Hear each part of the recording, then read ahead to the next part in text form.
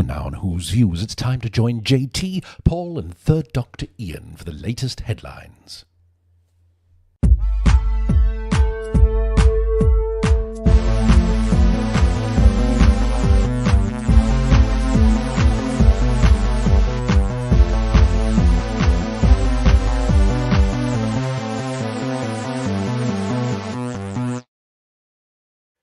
Happy Wednesday, everybody. Here we are back with Who's Views. It is indeed the big show on Wednesday. It's your headlines here, and it is the 11th of June, 2025 already. And have you heard? Yes, the rumors and the speculation are big, aren't they, at the moment? There's an awful lot going on out there in the Whoniverse. All the fans saying this and that, some of the press now getting onto it as well. There's a lot of chatter. Nothing yet still from the BBC Studios about the future of the show. Good Lord. But whatever happens, whatever new investors may come along, whatever the BBC Studios decide to do, they really need to see this particular headlines, because we're going to be looking at the big news for us, which is the ratings. The ratings for the reality ratings, I'm calling it all. It's good to see you, everybody. Good to see you. Welcome aboard. Welcome aboard. Thank you so much, everybody, for joining us. Great to see you. And if you are brand new to the channel, thank you for subscribing to us. If you've been around with us for a little while, just make sure you're still subscribed. Thank you so much for being with us. Great to see you. Talking about speculation and rumor, let's see if these two have heard of anything. Paul and Third Doctor Ian are with me. Are you hearing all this stuff? Well, funny you should say that. If you have a look at, yes, they're looking for a streamer, and that's all they deserve. Just one streamer. That's all. Just one kind of thing. Yeah. Oh, there's an awful lot going on. Yes, they're looking for a new streaming partner because it looks like Disney has moved on, which we're all saying anyway, aren't we? It does seem that that's the end of that. You got this fish person thing coming, and then that's that by the look of it. But yeah, there's a lot of names being bandied around, isn't there? Really. But you know, time's will there be any better than Disney? I wonder. Well, in this day and age, no. Lex, thank you for your super chat. Thanks for a wonderful show on Monday. Watch out, Bruce the Shark. Yeah, on Monday we looked at Blake 7, of course, and the Seek, Locate, Destroy episode 6, which brought in the wonderful, marvelous Jackie Pierce into Blake 7 as Servalan, the most iconic British sci-fi baddie in history, I'm going to say, because what a villain she was. She's absolutely brilliant. So thanks for that, Lex. She's wonderfully restrained in that episode, though, isn't she? She's quite at that point. Her first appearance, she gets like higher and higher and higher until the captain's of performance. But yeah, yeah. And Stephen Bellows said, "I spend more time with JT than my own family." That's nice. Thank you, mate. Mark's with us as well, saying a wonderful Wednesday with headlines. And Woodhouse 122 guys saying, I think we need that crappy unit spin-off out the way before an announcement about Disney. Yeah, I'm thinking that now, even though they said they wouldn't say anything at all until after Doctor Who. I'm thinking, I think they're now going to adapt that to say they meant until after the Disney episodes, I reckon. So I think that. Hello, Libro Paradiso. Goo. That's a good word, that, isn't it? Goo. And Bill Lowry saying to you guys, it's hard to believe that Disney would walk away from such a successful product. I know. What are they thinking? The fools. Yes. Clearly got no business sense whatsoever. No, they haven't. David Shaw, hi mate, how are you? Can't wait till Friday. HMV reopens. I'm getting some Doctor Who DVDs and merchandise. Are you? Oh, brilliant! Yeah, because the HMV sale has now started, hasn't it, on the Blu-rays and the DVDs there. So if you are looking for a bargain, get on the hmv.co.uk or go into the shops and see what they've got. Because I noticed that they've reduced some of the animations as well to a decent price, like $7.99 and $9.99. Will you be going in to catch up with ones you're missing then, potentially? Is that still too expensive? Probably still a bit too expensive. Yeah, okay. Fair enough. You never know. The Celestial Toy Maker, maybe. Yeah, that's lucky for a fiver in that one, to be honest. £5 to £7 I'd pay for that, I think, really, yeah. Because it's only for me, it would only be just to put them out here. Yeah. You know, that's it. So I can wait. I've waited this long. Hi, Gore Vidal. How are you? Nice to see you. Hello, Marie. Marie, UK's with us. How are you feeling? Are you okay? Let us know if you're okay. And Alfie Jack is saying they'll just dump the war between in one sloppy plop. And this like is the last interesting. series, yeah. So. This is interesting from Matthew Burrows. If RCD and Bad Wolf are still involved, the show will still be awful. And that just, it's something that I wanted to ask you guys. If we learned that any new package from the BBC was being sold to possible new investment partners and distribution partners, and they were saying to these investment partners and distribution partners, we still have RTD and he's still very much a part of Doctor Who's future, how would you two react to that? I would run a mile if that was the case, and I think the streamer should as well. Yeah, absolutely the same. I mean, RTD and Bad Wolf, they are just poster children for the word failure. So why, with that saddled to it, would anybody part with any money? It's pointless. You might as well just flush it down the toilet, because that's where it's going. Yeah, it'd be pointless. Yeah. Well, I'd agree with you on that one as well. But, and all these sorts of things, Who viewers, I think we should get, ready for some shocks along the way. And one of the biggest shocks I can ever possibly think of is that RTD is still part of the deal when it comes to the future of Doctor Who, which may also in turn mean that Bad Wolf are as well. Well, to be fair, though, he has written season 3 and 4, hasn't he? So shame to waste those scripts, wouldn't it? Let's be honest. No. Yeah, you're right. I do think if he goes ahead with that, he's just going to kill it for good. It's not going to get any chance at all. And it won't come back. Marie's saying she's much better. Good for you. Nice. I'm pleased about that, mate. And Stephen Braddock saying, I'm well happy to say my Carnival of Monsters with 3 Drastigs arrived from eBay today. Oh, lovely. That's nice, isn't it? We love those Drastigs, don't we? And PTA, thank you for your super chat. Channel 4 should give RTD a 10-year contract. Bye. Can you imagine? And keep him there. Yeah. Can you imagine the crap he'd come out with trying to, get to the mind of these anxious children? Goodness me. Oh, God. Yeah. I wish he would just stay at Channel 4, because then we don't have to bother with him.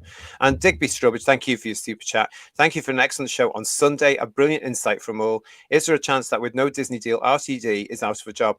Oh, well, that's coming timely there, isn't it? But well, he's not out of a job now, as we know, because he's gone to Channel 4 to do this Tic-Tac-Toe, or whatever it's called. So that's in production now, actually. And I think we should all just brace ourselves for the fact that they might come out and say, "Oh, we've got this brand new deal, blah blah blah, and series 3 and 4 from RTD will be here by blah blah blah." And we'll find out that Poppy is Susan's mum. It'll be so exciting. Yeah. A lot of chat here already, guys. Adam Moth is saying Bad Wolf is an activist organization rather than a production company, in my opinion. That's only since Russell got there. Because have you seen A Discovery of Witches? There was no activism in that. It was just drama. I was a big fan of Discovery of Witches. That's why I was excited when Bad Wolf got it. Because I've been saying, just give it to Bad Wolf. They do good stuff. And then they come out with this crap. Well, I remember seeing about his Dark Materials, and that looked quite good as well. The bits I saw of it looked really encouraging. And then we got season 1 and 2. Yeah. And you know what, as well, with that one as well, it had a fan following, didn't it? Yeah. This Dark Materials, massive fan. Darren M. Hembrow, thank you for your super chat. Without whatever will RTD do without Disney apart from Strop? Well, it depends if he gets his new business partner. It's all business, isn't it? But they're there in business to make a profit. And I'll just say to any organizations that happen to see this, if you're going to partner with BBC Studios, one of the conditions you must be is that RTD is not connected, and nobody from his little cult is connected. You've got to start doing Doctor Who again, and he wasn't producing Doctor Who, and they haven't been for some time. So really, be careful. I would be interested, apart from production costs, obviously, whether they've made any money from these 2 seasons. Obviously, Disney put money into it. Surely. They covered costs of making it. But have they managed to sell it as a product onto different things, or whatever? I don't know. But if they were making money, Disney would have stayed. Yeah. That's all they're interested in, the bottom line, making money. So if it was, they'd have stayed. The fact that they walked away at the first opportunity suggests otherwise, I think. And it would have been last year, Ian, as well, wouldn't it? So it would have been as series 1 was ending that they said, "Oh no, this hasn't done well for us." There was one thing that's interesting, talking about the streamer thing. I remember when the Amazon bought Disney, and wasn't that the Broccoli's were having a meeting with Amazon about buying Bond, and they got really annoyed. And I think Barbara Broccoli walked out of the meeting or something because they kept talking about content. It's all content. And And that's what Russell said about Doctor Who.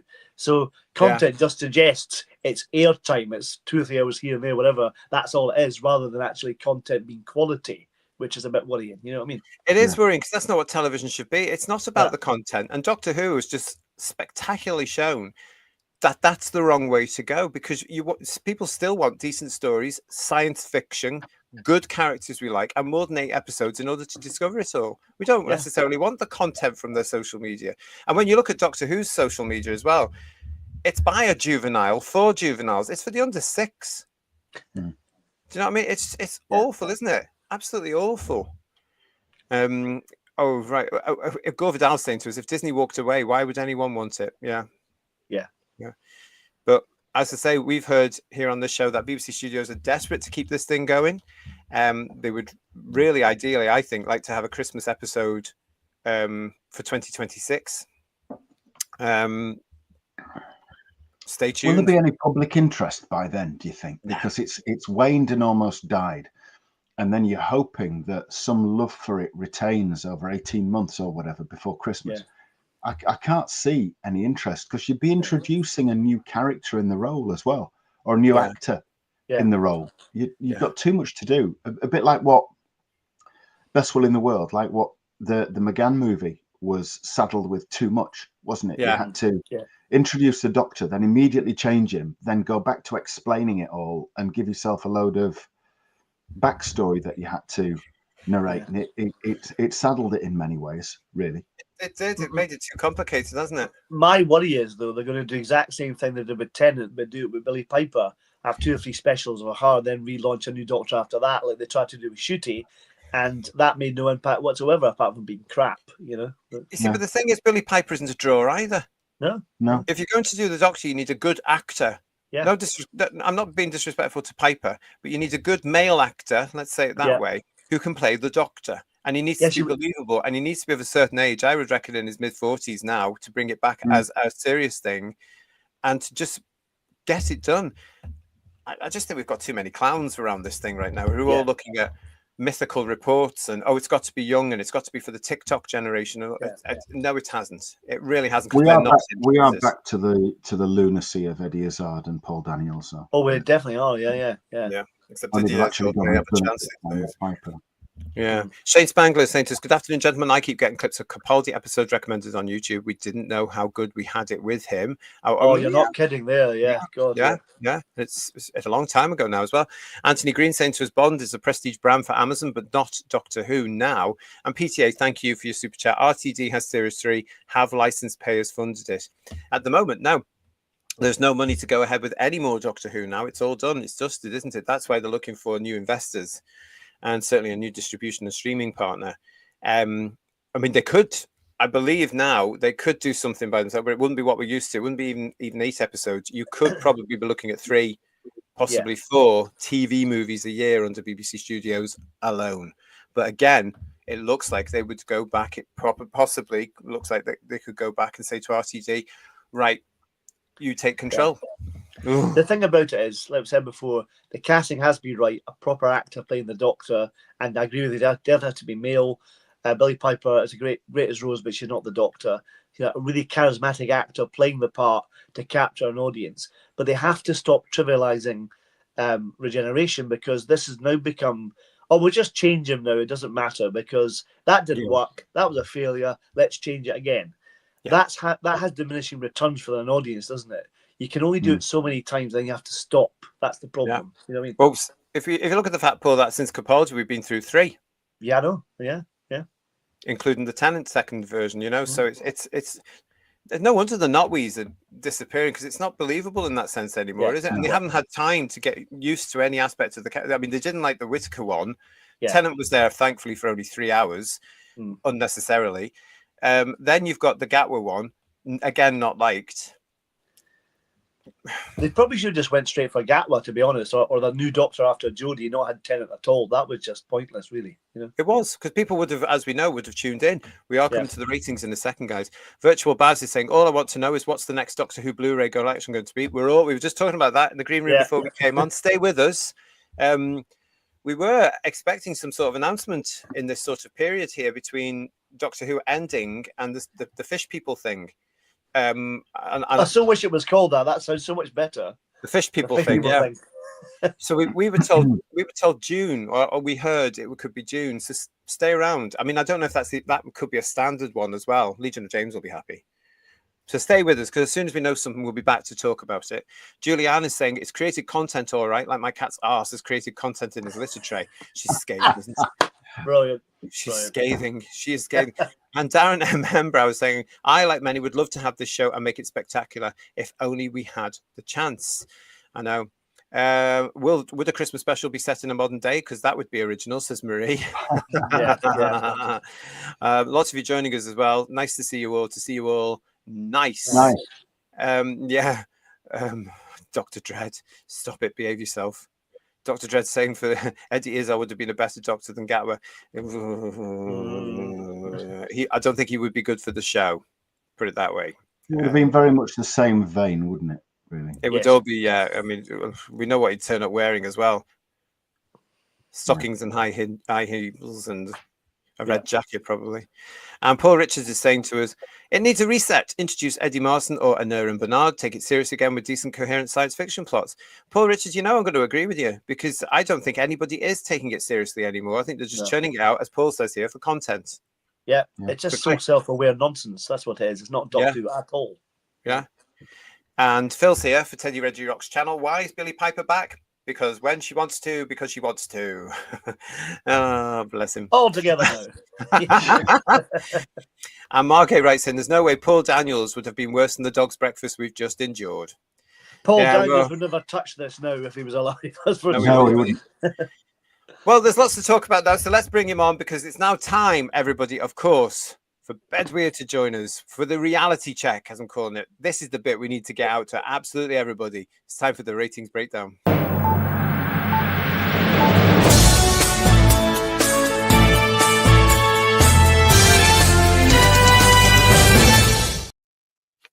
Evening, everybody. Hello to you. Welcome back. How are you? I'm very well. It's been a busy few days, but looking forward to chatting with you guys and trying to add the context as to why this is now a very difficult sell for BBC Studios if they are pitching to other streaming platforms and investors. Exactly.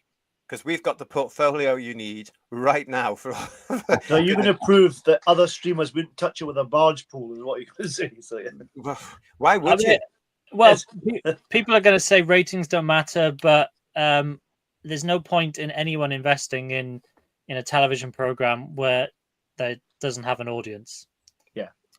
So okay. So on that note, let's start now. Bedweir does have a big one here for us, everybody. Well, So let's get cracking then with this one. Here's slide number 1, everybody. Yeah, so yes, that is a big one. Yes, it is a big one, isn't it? It's a big drop. This is, and it's still weird looking at this, the entirety of the Ncuti Gatwa era. Yeah. So from it's so good to hear that, isn't it? Really. Yeah. We hope. So from the Church of Ruby Road through to the Reality War, we now have all the overnights and all the +7 days for all of these episodes. Will we be bothered to look at +28 days? Maybe, but who knows when those results will come out. And they'll probably only be published in Doctor Who magazine, so we might take it with a pinch of salt. But we're now up to, we're now up to the 7 day for the Reality War, which was 3.46 million viewers. We're going to look at that, where it ranks as a result, and we're going to make some comparisons with other series finales and other regeneration stories, and look at our 2024 versus 2025. Welcome to Who's Views to Funster. Nice to see you. Bring back Paul McGann and get the writer from Andor to pen the script, and please no more gay love. As a gay man myself, I'm saying yes, please. The Doctor is not a gay man. He's a bloody alien. How many times do I have to say it? But no, they had to go and crap on the character that we've loved for nigh on 60 years with this nonsense, didn't they? I will never forgive RTD for that, because it's just bloody embarrassing. Yeah. But he signed it off, and that I episode. don't know what was more embarrassing. Was it embarrassing that they did it, or was it embarrassing that they then spent all that time trying to convince us that Classic Who had always been like that too? Because that was just like a junkie trying to desperately justify why they've got needle marks all up their arms, isn't it? It was so pathetic. It was ridiculous. Well, someone did a wonderful comparison, and they did it. You probably saw it. I think it was on our chat earlier in the week after Reality War. It was the bit of shooting with Patrick Troughton saying, "Remember, you loved Jamie, but I didn't tell him, but he knows." It's like, oh dear. Yeah, I remember that episode well. Yes, I really do. Bill's asking, Bedouin, can you confirm that 14 out of GAT was... This sounds like an advert. Can you confirm that 14 out of GAT was 18 episodes with the lowest viewed in Who history, and how many cats actually preferred it? No cats preferred it at all. No, that's not too much taste. Yeah. Cats haven't been watching since Colin Baker's era. Yeah, that's true. Yeah, we see what you did. You're going to be touching on all this though in this particular show as well. Mark, Yeah, please, it depends what metric you're using, whether we're looking at overnights or +7s, etc. We'll look a bit at the +7 rankings, but in terms of the overnights, I think it's worse than that. I think the bottom 17 are the 16 Shooty Gatwa era episodes plus Legend of the Sea Devils. See, this is why people should be screaming at Bad Wolf, BBC Studios. Poor Legend of the Sea Devils. That's all I'm saying about that. What a shame. Yeah. He's going to get better for Legend of the Sea Devils a little bit later on. Oh, good. Let's say thanks to Mark Reeves for his super chat. New showrunner Jeremy Clarkson woke gone overnight tonight in the TARDIS power. Richard's with us, RD Animation Films and Model. Hi mate, how are you? Andor is good sci-fi. Yeah, a few of you are mentioning Andor in the chat. I have at some point got to go back. I still haven't finished series 1, so I've got to borrow my sister's Disney channel to do it, and I'm going to watch back to back at some point when I can 1 and 2, because I've been told it's really good, and it was filmed in Scotland, so it can't be all bad. And thank you to your super chat, Core of Sci-Fi and Fantasy. Tennant is one of the worst things that ever happened to Doctor Who. Overrated and annoying. I only got into New Who with Matt and Peter and then stopped after that. Well, after Peter was a good place to stop, to be quite honest. Well, I watched World Enough and Time last night and just remember how brilliant it was. And even though I know where it's going, and you kind of know where it's going all the way through, it's such good telly. Well, World Enough in Time is, I have to say, Dr. Falls does what it says on the tin. It's a bit... Oh, Dr. Falls is awful. I've always had this issue, not to go off on too much of a tangent, but that opening scene where they're, shooting down Cybermen, and it's like, hang on, I've just spent the whole of the previous episode feeling for these poor people that are inside, these converted, units and whatever. And now you're just mowing them down. Like you've completely missed the point. It really, tonally, it was just awful. And then it went downhill from there, really. Yeah, the top-knot people in the hospital and all that body horror is fantastic stuff. It's really good, really atmospheric, really good. Oh, it's so chilling. Yeah. Dr. Dredd is saying to us, I cannot believe the BBC are fishing around for another partner to continue this car crash with RTD. Yeah, we might all be in for a real shock. The thing is, though, if they spent millions on another one with him, nobody's going to watch it. These ratings That's the thing. will show. If you're an insurance company and somebody crashed their car, you wouldn't give them another car if they couldn't drive. You know what I mean? That seems a bit odd. No, but that's analogy, That's it. Yeah. That's exactly it. But this show is going to show you exactly where everybody's gone, or that people have gone from this, and they're not going to come back if it carries on with the same crap, which it will do, because he's got it all in his head. He's got it mapped out, as he says. Thanks, Jess, who's saying hi to JT and Co. to Bedouin sympathies, but thanks. And Jordan C. At least Chris Chibnall stayed true to the show and kept the creatures and monsters looking the same instead of the crap coming up with these sea things. Yeah, he just ballsed up the Doctor, though, didn't he? Yes. Yeah. We cannot forget the timeless children, can we? Yeah. Can't forget the casting, full stop, really. Yeah, exactly, yeah. And it was all stick a box. I've been thinking about this. Chibnall's actually gone up in my estimations as a result of what we've seen in the last 2 years. But, I didn't agree with any of Chibnall's ideas, the Timeless Children and the casting of Gary Whittaker. But at least he committed to it and followed through on it. Whereas now it's just nonsense and just can't stand David it. Williams saying to us, I've just finished watching Genesis of the Daleks for the umpteenth time, and oh my, what a world apart it was from the recent garbage. Well, it is, isn't it? I mean, you can't You can't compare possibly- them at all. No, No. not at all. No. The Gatwa era, RTD2 as a whole, utter crap. Utter crap. You can't, I mean, Genesis of the Daleks is an example of how British television was and how brilliant Doctor Who was and how to do Doctor Who. So anybody that's coming into the show now, including RTD, needs to bloody well go back and watch the Pertwee and Tom Baker era all over again. I think Honestly. I said before, if Genesis of the Daleks compared to even then, it was like Play for Today. It's fantastic drama. yeah. Really good. Yeah, yeah. Yeah. I mean, you're Andrew, comparing Shakespeare with Teletubbies, aren't you? Really? yes, yes, Yeah. that's exactly it. Andrew Swanee's with us. Hello, thank you for your super chat, Andrew. How are you? Should the Who's Views crew take over as showrunners? We'd have a damn good go, I tell Oh, you. certainly would. Yeah. Yeah. All right, so let's get in. Good to see you all. Who's this? This is Dr. Hunt. Nadrotic summed it up in his latest thing. Oh, we were talking about that the other night. So Yeah, it's a very cracking video. Yeah, I recommend that. Yeah, if you get a chance to see it.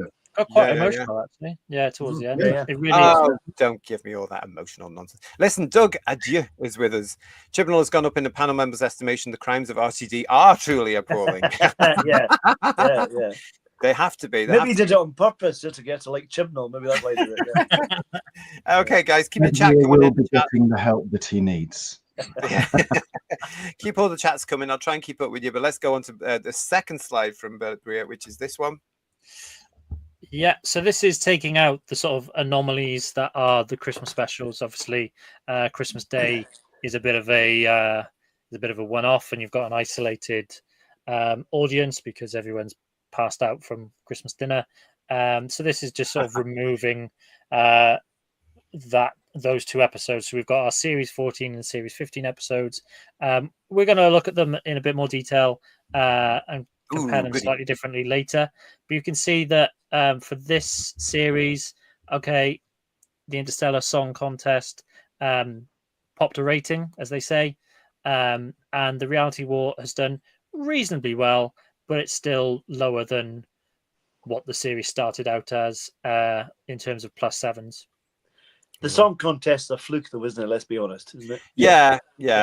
But as Bedway pointed out on the show, it happened for 73 yards last year as well, didn't it? Because that was at the same time with the footy ball thing. Yeah, you can see those two spikes, 73 yards and Interstellar Song Contest. They're kind of, whether it's television's being left on or, not changing the channel after the football's finished, all that sort of stuff. Yeah. But, Yeah. So there you go, make your own conclusion. Certainly. Make your own conclusion. But they didn't stay, did they? They didn't stay with it. No. This one's they didn't come back the following week. No. Yeah. This one's interesting then. Yeah. So this now we've got all the +7s for this series. We've got them all charted now. So these are the lowest +7 ratings in the 2005 era. So the bottom 5 are all from Series 15. The Reality War comes in 7th, and this is the great bit. So over 7 days, fewer people have watched the Reality War than watched Legend of the Sea Devils. Good grief. Who'd have thought the Story of the Engine would be #1 lowest episode? That was so good. Yeah, how bad was that? I mean, and even the best story of the year, the Interstellar Song Contest, was still below The Devil's Chord last year, and that's after so many people had switched off. God, that's going some, isn't it? This says it all. This graph alone, or this graphic alone, is if it was coming to me as a potential representative of an investment organization for streaming or whatever, and I saw that would be a bit seriously. Yeah. You want how many millions? Excuse me. The whole idea of the +7 system is because, as people keep arguing, television has changed and people watch and engage in it in a different way, and not everyone watches stuff live. And again, we'll prove a bit later how that's not strictly the case. And it's therefore the streaming and the iPlayer numbers over 7 days that's the real number. But as we can see, if you take that metric it's still really piss poor. Yeah. I like this from Motorhead 101. I honestly think Doctor Who is now a dead property. Even if you get a very talented showrunner and a great lead actor to play the Doctor, the UK public won't tune into the show. It has sadly had its day. Motorhead, do you know what? I'm inclined to agree with you. And that's why I think there must be at least 3-4 years away so that the BBC can calm down, look at things like what Bedwyr is putting together, look at the profits, look at any margins, look at the players, and just relax and look at what Doctor Who is, and get somebody from BBC Studios to go back and look at what Doctor Who is and what the magic is, because it's not just the public. Millions of fans have gone. Yeah. And if they bring it back too soon, are we going to be there to support it? Unlikely, after being told several times over the last 7-8 years, go touch grass, it's not for you, you're not the audience we want anymore, you know? I think they rushed to get Russell back for the 60th as well. They should have waited to get another showrunner to take over, then not him. You know, they had the perfect opportunity with the end of the Chibnall era as well to do that, but no. Yeah. I reckon if Russell and Tate and Tennant hadn't said on Twitter, "Oh, we want to come back," and Russell picking up the phone saying, "Any chance?" and studios allegedly turning around saying, "Well, actually, yeah." I reckon it would could have gone to somewhere else, which would have been nice, wouldn't it? Yeah. Yeah. Well, I don't think he was coming back. I think he was having a rest then, and it was only totally. It was only that phone call, as you say, and people getting a bit overexcited. What I don't understand is why there's this connection that, you know, BBC Studios want to keep it going, but why do they think that new Doctor Who is the solution to that? What if they did, you know, a 5 Faces repeat season on BBC Two? Because, you know, let's be fair, BBC Two is a lot of repeats. Or if they, you know, put stuff on BBC Four. That way you can continue, you know, growing Doctor Who and people being engaged in Doctor Who without the pressure of, you know, investment and finding new partners and, you know, getting someone to write it and all that sort of stuff. But actually, you can still have the brand ticking along in the consciousness of those that watch the BBC. Yeah. Maybe that's what the Ewan Eden role is when that comes back. Yeah. You know, because they've tried it on there. They're reviewing it all now, I believe. And if it comes back, maybe I'll have a regular time slot. I would suggest 6:30 in the evening every night, 4 nights a week, personally, and then repeat it again later on for those that are just getting in, because that's what they tend to do on these channels. It's very difficult to try and, you know, think about what these people are doing, because they're just clueless. You know, they seem to be out of touch with, I'm going to say the word, reality. You've got to wonder how they actually got the job. What did they do at the interview? Why did they impress somebody? What did they do that made somebody think you're the right one for this job? Yeah. For them then to get it so to think wrong. Yeah. Good point from Dr. Rick Douglas, MD here. It needs proper sci-fi writers, not fans who have fantasized from young how they make it in their image. Yeah. Because that's what we're getting now, aren't we? Remember, he said, "Oh, I've had this idea about Sutex since I was about 5 or whatever it was." So please. And he will have said it around a table in a certain tavern in London, and all the other sycophantic ass-kissing mates around him would have said that's the most fantastic thing ever, and it's in the back of his head to do one day, and that's what we got. It wouldn't surprise me it's been published in a fanzine at some point as well. You know? Probably somebody else's fanzine though, because by God, it wouldn't be his own, would it? Yeah. No. Effects were good, but writing's crap, said William Humes. And Robert Payne saying it's Ratner's level of ruined. That's a good analogy, actually, isn't it? Really good, that is. Yeah. All right, then. So let's move on. Thanks for all your chats there. Keep it coming, everybody. It's good to see you all. A lot of you in the chat with us tonight. So do keep it all coming. Pardon me. And let's move on to your next slide then, Bedwyr, which is this one. This is our cumulative block. So the whole of Series 15, we've now got all our blue blocks, which are overnight rating, and our green blocks, which are our overnight to +7. So these are the increases to get to the +7 rating. So for the Reality War, 2.17 million overnight, and now it's added another 1.27 million viewers to get up to the 3.436 million. So, you know, that's an increase of 58.3% if you're interested. And it is slightly more than the previous 3 episodes. But even this series finale and the buzz around, Billy Piper and it's a regeneration, that increase is still down on the previous, the start of the first half of the series. I think the word buzz is stretching a bit, isn't it? To be honest. Wow. Morbid curiosity. That's probably better, yeah. Yeah.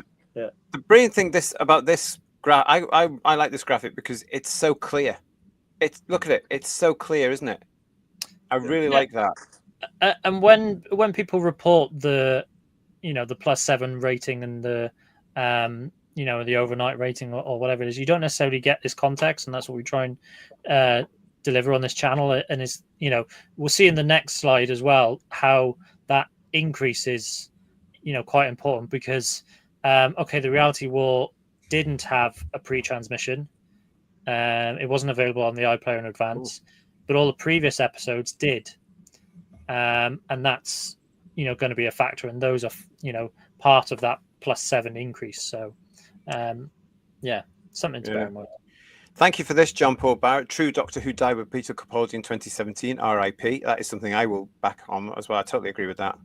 Yes. Although I didn't like the ending at all. I just thought that whole series for me is just. I haven't revisited it since it was broadcast, so maybe I'm looking at it through the wrong lens, but ugh. And Peter Butler, hi Peter. I suppose we've seen now what happens when RTD uses the Rocky Horror Show as his source material. Yes, and let it not happen again. Smiley People's with us. Hello, Smiley. Rest it. It was horrendous the last 2 seasons, but we get to hear you reviewing it, and I'll get them to do another 30 episodes. Yeah, the reviews were hard work. That was a long 8 weeks. Yeah. They were very hard work, weren't they? And if they bring it back next year, we'll have to do it again. Oh no. David Donald Cowie, hi Donald. You need to leave at least 7 years between now and bringing it back, as it will clear the air. William Humes, and honestly, having 60+ years of continuity doesn't really help masses. The problem is now it's not really 60, it's 20, because it focuses on the reboot era itself, doesn't it? The Time War, the Time Lords have gone. Bugger off. Well, it's all that he's the last of the Time Lords, but he hadn't been the last of the Time Lords for ages, and it's like, what's going on there? Because you met the Master, and you met Missy, you've met the Rani and every other bloody Time Lord you can think of, and it's like, well, he's not. Yeah. And the question is, because they brought back Gallifrey so much, what would have stopped a couple of them popping off in the TARDIS and zooming out of the Time War? I'm just putting it out there. Yeah. Hello, Just Jordan. Hope you and your dad are well. I don't necessarily watch programs that are broadcast, but if I see something I'm interested in, I'll go out of my way to watch on the night to avoid spoilers, and because it's good. Exactly. That's what we've been saying for ages, isn't it? And Marine Boy is saying box ticking bingo. That's to sum up the latest Dr. DEI series, I tell you. John, past episodes don't need to be broadcast on the BBC, though. Let the fans promote, just as the Wilderness years did. And Dr. Dread, I'm wondering if RTD is hanging about, as he loves to just winding us all up with his stuff. Of course he is. Oh, yeah. Without a doubt. Andrew wants to know, why is it impossible to get rid of RTD? And David That's saying, a very good question. David saying, I've been watching Cadfael for the first time and I'm enjoying it quite a lot. Good old Derek. Yeah, he's brilliant. Lovely, yeah. And Sean Pertwee as well. Yeah, lovely stuff. Yeah. I didn't watch them all because I was out when it was broadcast, but I saw a couple, sort of. And Paul Richards, if I were bringing it back, I'd have that amazing police box design that Ian has. That's the proper design. Good old Cushing variant. I have to agree. Marie UK, thank you for your super chat. If the audience has changed, why do we still like Classic Who and Blake Seven and the Carry-Ons and so on and so on? That's a damn good question. Yeah. Because they're so much better, that's why. Yeah. Yes, damn good question. There's lots when you can look at stuff, isn't there? You know, loads of stuff. Hitchhiker's Guide to the Galaxy. The BBC one is far superior to that Hollywood crap they churned out. That movie's awful, yeah. Similarly, the BBC's version of Day of the Triffids is also much more superior to the Hollywood crap. Yeah. You know, and that's what the BBC used to do. It breaks my heart when you see what they're churning out now, when we grew up with bloody good stuff. The John Deteen version's brilliant. They did a more recent one with Eddie Izzard, and I didn't like it. That one wasn't very good. That was the film version's a bit ropey as well. The one that Callum Folds with Howard Keel. I'm surprised he doesn't sing in that particular film, but he doesn't. Yeah. I was expecting it. No, I didn't like that one though. Anyway, but that's a good question, Marie UK. Something that Whose Views will be playing on in a sense. And we've also got Julianne with us saying, "But where are the 3 to 5 new fans for every moaning old gammon that left, Russell?" And also, Jinx Monsoon. Your inclusive big fat failure. You couldn't write a shopping list. Oh, she's scathing, Julianne, isn't she? I love her. Scathing. Well, Says it she's as you. right. She's Yeah. right. RTD is like the school bully, says Matthew Burrows, allegedly. And Funster saying to us, Doctor Who was best when it did horror. The period with Tom Baker, Talon's Pyramids of Mars was amazing. Ooh, I'm getting goosebumps just thinking about it all. Ooh. Donald is saying to us, question. Do you know how could ask questions BBC head of programming, as BBC no longer has points of view? Doesn't it? Is it gone? No, they do. They had it was on. It's still running. They actually had, bizarrely, a couple of weeks ago when the Interstellar Song Contest was on. They had half a dozen fans saying how wonderful it was. I was They'd have surprised. another 400 saying how crap it was, but that's what they did. So yeah, Balance, I bet of course. Yeah. I bet they went through their own social media and contacted them. No doubt. Yeah. You know. So I think it's still going. It was going a few weeks ago, certainly. Yeah. I remember seeing that, actually. I was going to tell you guys all about it, and I forgot all about it on headlines because we had other things to do. But I remember seeing a call on social media saying they wanted Doctor Who fans to go on Points of View. And I remember and they paid them some cash to get them to say the right things, allegedly. Probably. Yeah. The +7 was always going to be because of word of mouth, Sliver Wolf. And we got this from Jordan C.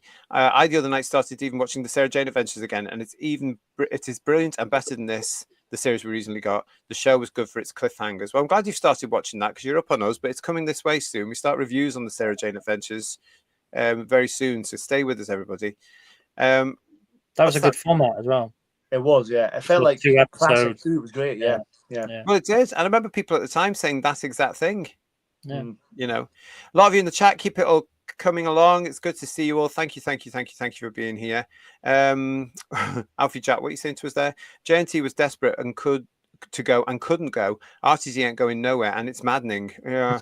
The parallels between now and 89 are weird, aren't they? Yeah, they are. Really it'd be lovely to have a season 27, wouldn't it? Yeah, but never. I would have loved that one. Even if 27 was the last one. Yeah. Just to see what was going on, you know, and where Cartman wanted to round it all off. On another note, says Dr. Dredd, I watched Alien Romulus last night on Disney Plus. God almighty, it was bad. I can watch it. I'll watch it. I'll watch it. If it's on, I won't go out of my way. But if it came on, I'd watch it because I went to the pictures to see it. And I thought, okay, all right, yeah, it's all right. Do you know what I mean? It's one of those... Anyway, and Andrew, thank you for your super chat. There is controversy with the Grand Tour as well because they're using other hosts because that worked wonders for Top Gear. Okay. And Heretics just joined us as well. Nice to see you. But thank you for that, guys. Right. Okay. So where are we up to now? Where did we get to? We got to the block graph, didn't we? Yeah. All right. So let's go to the next one. So the next one. So this is the increases from overnight to +7 for Series 15. So you can see that the Reality War has bucked that general downward trend. So 1.27 million additional viewers added to the overnight. It's probably a decent result, but it's quite a long way down from George of the World, which is obviously a Christmas special, but even the Robot Revolution that started the series. So again, curiosity of new series, but that hasn't been maintained. So I mean, given that Doctor Who was on the front pages of the papers with Billy Piper coming back, an uptick was probably expected. But given this context of where we were at the start, the first half of this series, those first 4 episodes all added more to their overnight figures than the Reality War managed. It's not great. It says to me. There was, how can I put this?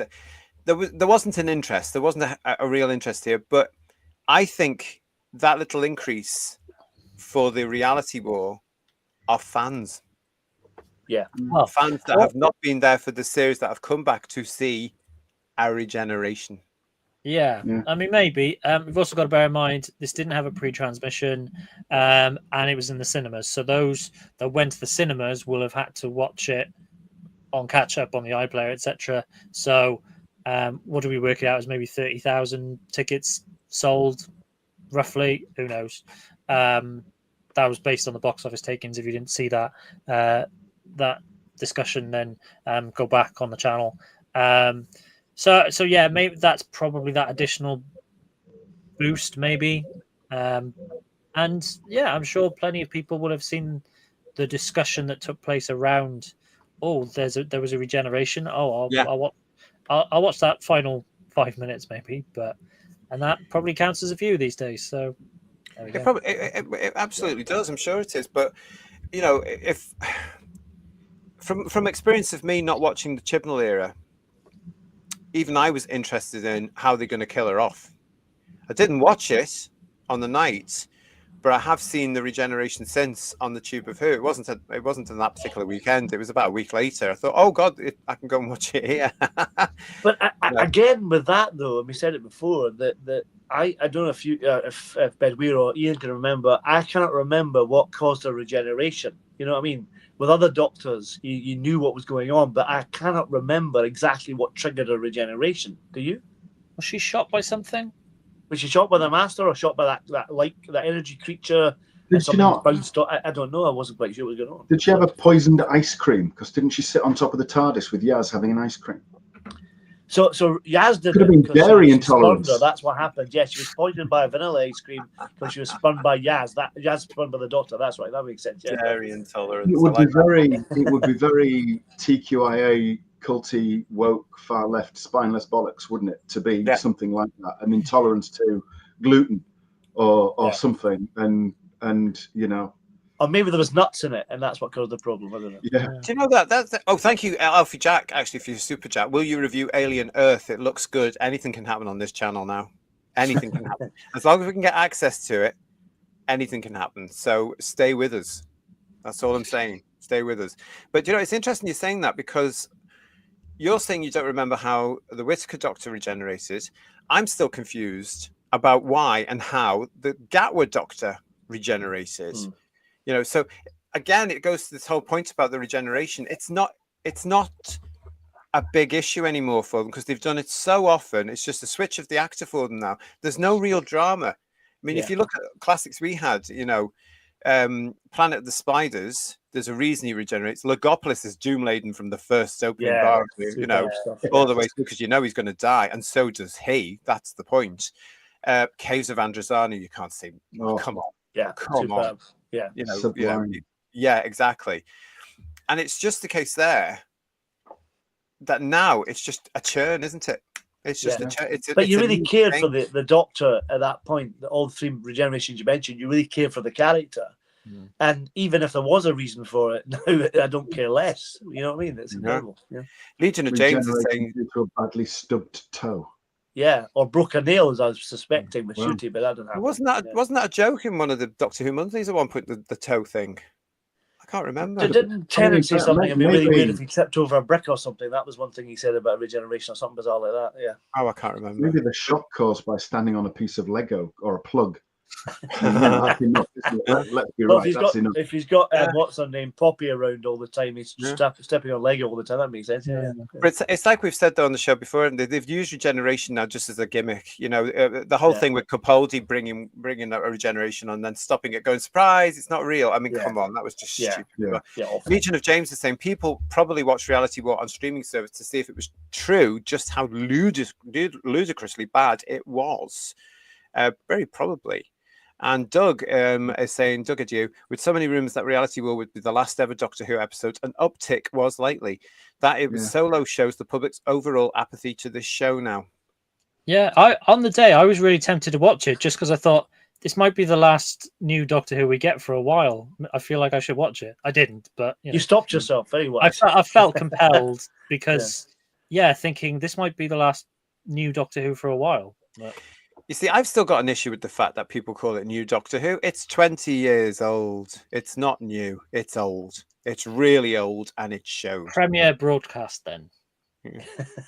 I don't know what to call it apart from crappy Doctor Who. Well, that too.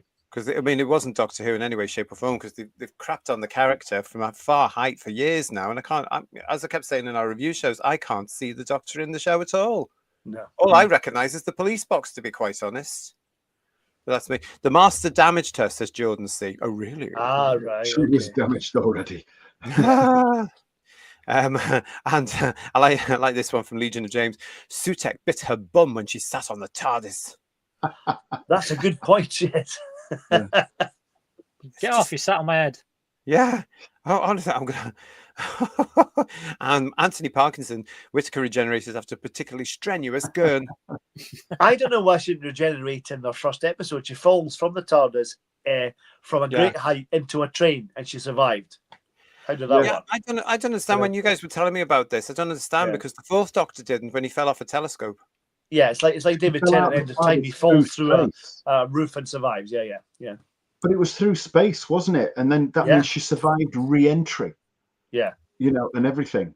She was in space as well, wasn't she? Yeah. She would have hit to be fair, though, we're spared having Gatwa 3 years earlier, to be fair, if that was the case on Tennant again. Yeah. Again, it's the case for me. It's lazy plotting, lazy writing, lazy production, lazy everything, because all that does is it ties in with the title of the show, which I believe was called The Woman Who Falls to Earth. Yeah. And yet there was another woman that fell to earth from something as well, which also is hers. So it's trying to be clever. You don't need to be clever. Just write science fiction and take it seriously when it comes to the Doctor and his regenerations. Because Chibnall clearly watched the David Bowie movie, The Man Who Fell to Earth, and thought, "What a great title!" And that was it. Could have been referring to the character that was Graham's wife, because technically she. That's what I mean. There was the second one. Yeah. GT watched that one secretly. I can tell he didn't know how to do all that. I don't know what went on there. That's how it got above 8 million.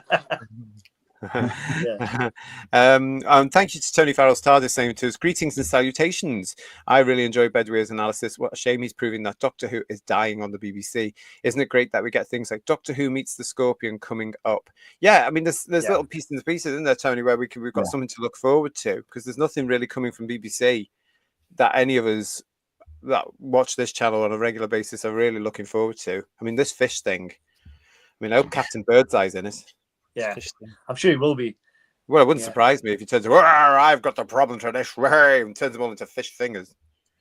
And David B is saying, the Sixth Doctor fell off an exercise bike. I mean, yes, it's true. I'm prepared to overlook this particular one because of the real life circumstances at the time. There were circumstances. It's the same reason that Whittaker regenerates and her clothes change as well, because they didn't have two actors together at the same time. Because the regeneration, though, in the novel of Time of the Rani was a tumultuous buffeting that killed the Doctor. Apparently. So that's obviously quite hard on a Time Lord. Clearly. Yeah. Whole lot of video. We'll get back to the slides in a second, guys. Whole lot of video. Anybody thought of Matthew Good for the Doctor? He has some depth and strangeness. Yes. I mean, I was saying years ago, Matthew Good should be the next Doctor Who. So I must have been looking at him at the time that Tennant was starting to leave. And then they came in with Smith. And then again, I said the same sort of thing. And then Capaldi came in, which I was happy with. But Matthew Good now is far too big. You couldn't even get him for the movies for Downton Abbey because he's too busy. And now he's got this hit series, which apparently is going for a second and a third. You're never going to get him. But he was in Discovery of Witches, wasn't he? And he was superb. Absolutely. You'll never get him again. Too late. It's another one of those we never had. There's so many actors we should have had and didn't have. And it's a shame, but he would have been, guys, brilliant. Okay, so we got that one there. Thank you very much, everybody. Marie UK saying to us, they call it New Who to try to erase the classic series. It's so disrespectful. That's an interesting point, that. But they go back and take stuff from the classic series all the time, though, don't they? Oh, God, yeah. Cultural appropriation. Shooty liked that term, and his era did it more than most. But you're always pointing out, Ian, aren't you? The fact that, Sutek and then Omega, they're always going back. Yeah, never stopped. He's always done it. I mean, he did it right from Rose, didn't he, with Spearhead? He's in my opinion, a plagiarist. The thing about it is he likes to choose obscure. Remember Gridlock, they had the Macra. I wouldn't surprise me if the fish people are in this fishy one that we're going to see soon. That wouldn't surprise me. And I think about Gridlock. This is half the problem: is it's alienated the general audience who feels they need to have watched every single episode ever to understand what the hell is going on. Yeah. this is kind of borne out by these numbers because the general Even if you audience- had Bedweir, you wouldn't understand it either, to be honest, because we have, and we don't understand it. So yeah. Keep your comments coming in. I'm trying to keep up with you. Thank you very much. Jason G is with us saying, check the BAFTA photo of Shooty RTD and look at the infatuation. Lucky as for, I'm not reading the rest of that, but because what is it still there? Yeah. Lucky as for getting his hands on this. Yeah, we've got to be careful with that. Sorry, Jason, but yeah, we've got to be careful what I read out for the podcast. Right, I believe I've had a super chat from Lex. I'll get to you, Lex. It's not come up on my comments yet because the chat seems to be slowing down. We've got an awful lot of chat coming through, but as soon as it comes up, I will do that for you. Right, okay, so now let's get onto it. So which one are we on to now? So we've just done the difference between overnight and +7s. So I think the next one should be our pie charts. Oh, right, okay, that's great. There we go. Here we go. So this is the percentage of the 7-day total consolidated rating, which is either made up by the overnight figure, which is the blue segment of the pie charts, or the additional numbers, whether they be pre-transmission in the case of Wish World or additional viewing via iPlayer, streaming, record and watch within 7 days, etc., etc. So, as we have tried to prove time and time again, the overnight rating really does matter because in the case of these 2 episodes that finished the series off, the overnight number and the number of people sitting down and watching on the night made up more than 60% of the total over 7 days. Wow. So, yeah, guess what? The overnight rating does matter quite a lot because it makes up more than 60% of your viewership over 7 days for those 2 episodes. There it is. There's the proof. We keep, and as you say, Bedweir, we keep saying this. So we keep saying this all the time, and it's amazing that a lot of people still in fandom are not prepared to listen. No, they all say, "Oh, the overnights don't matter. They don't matter." Look, when you boil down the overnight and the +7 rating, the bulk of that +7 rating comes from the people that watch it on the night. No matter what they have to say, like it's just borne out by maths, counting. You can't. But this is the line they're being fed. You can see why though they didn't drop it on the iPlayer completely and just do that from the start because they were lost viewers. Yeah. Well, Yeah, Yes, it was the bad enough BBC having them all in the cinema. Yeah. well, if the intention is that the BBC wants to go to or go away from linear television channels, it would take a massive hit because imagine you lost 60% of your audience. Yeah. It might happen one day in the future, but I don't think that's necessarily an option for them right now. But it was definitely a mistake putting it on iPlayer at all, wasn't it? Early, because that really stunted the viewing figures, didn't it? Let's be honest. Yeah. I mean, I don't think it's made that much of a difference, to be Really? honest. No, I mean, I think you would get low numbers either way. I don't think it's not. If we were seeing like a massive increase in the overnight to +7, you could point to. I mean, I think there's a slide later about the pre-transmission numbers. I don't have them all, but the ones that I've seen so far, if you did have like 1 million people watching on the iPlayer at 8 a.m., then that would be great. But it's not been borne out by the numbers. More people are watching on transmission, and that's being represented by the overnight figure than are watching on iPlayer, whether it's before or after transmission. So. Yeah. Whittaker lost 60% of her audience, didn't she? But she managed it in 4 episodes of her first series, didn't she? The drop-off was quite dramatic, yes. Yeah, it was colossal, wasn't it? And it's just Like a continued. cliff. Yeah. It's just continued. It started on a cliff and ended on a cliff. Exactly. Yeah, it's sad actually. It's Doctor Who we're talking about at the end of the day, Yeah. everybody. It's show that we love and adore, and they've killed it. And they've got to be careful with the next iteration because get that one wrong, everybody, it's gone for good. I guarantee it'll be gone for good because there's not enough people with goodwill at the moment. They want a good action adventure science fiction series with a hero that they can look up to.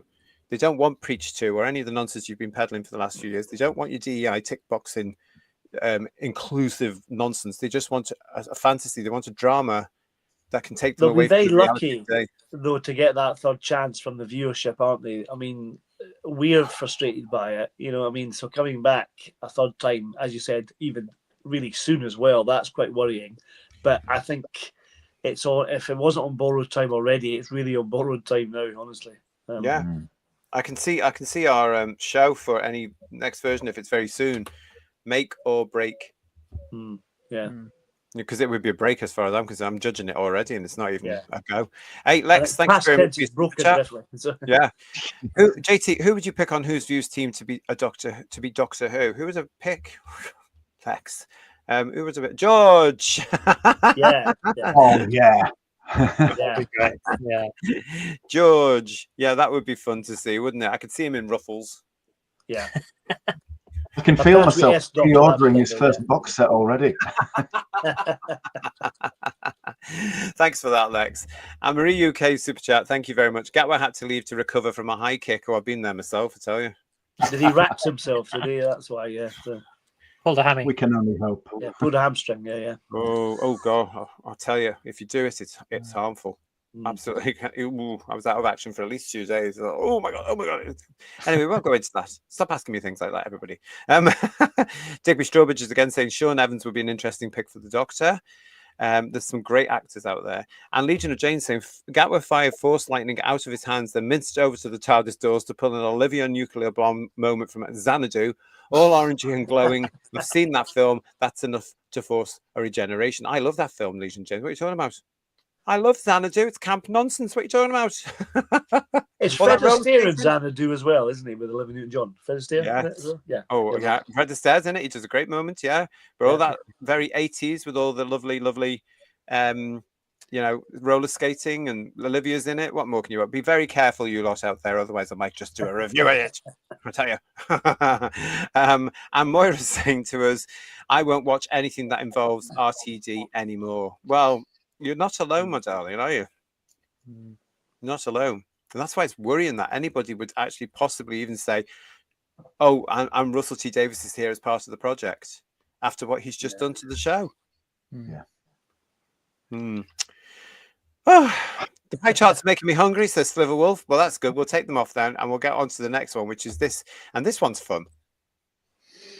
Oh. Yes. So this is another sort of metric we might refer to occasionally. So it's the chart position. So when we get our +7 chart, Doctor Who is reflected in the other shows around it. So for the Reality War, it actually came 18th in the +7 charts. Now, the term 4-screen is used, so this total is derived by people who watched it on televisions, that people who watched it on smartphones, laptops, tablets. So any sort of access to the iPlayer through your television set, through your digital set-top box, whatever it might be. So anyway, the Reality War came 18th. A bit of an improvement on Wishworld, which was 30th.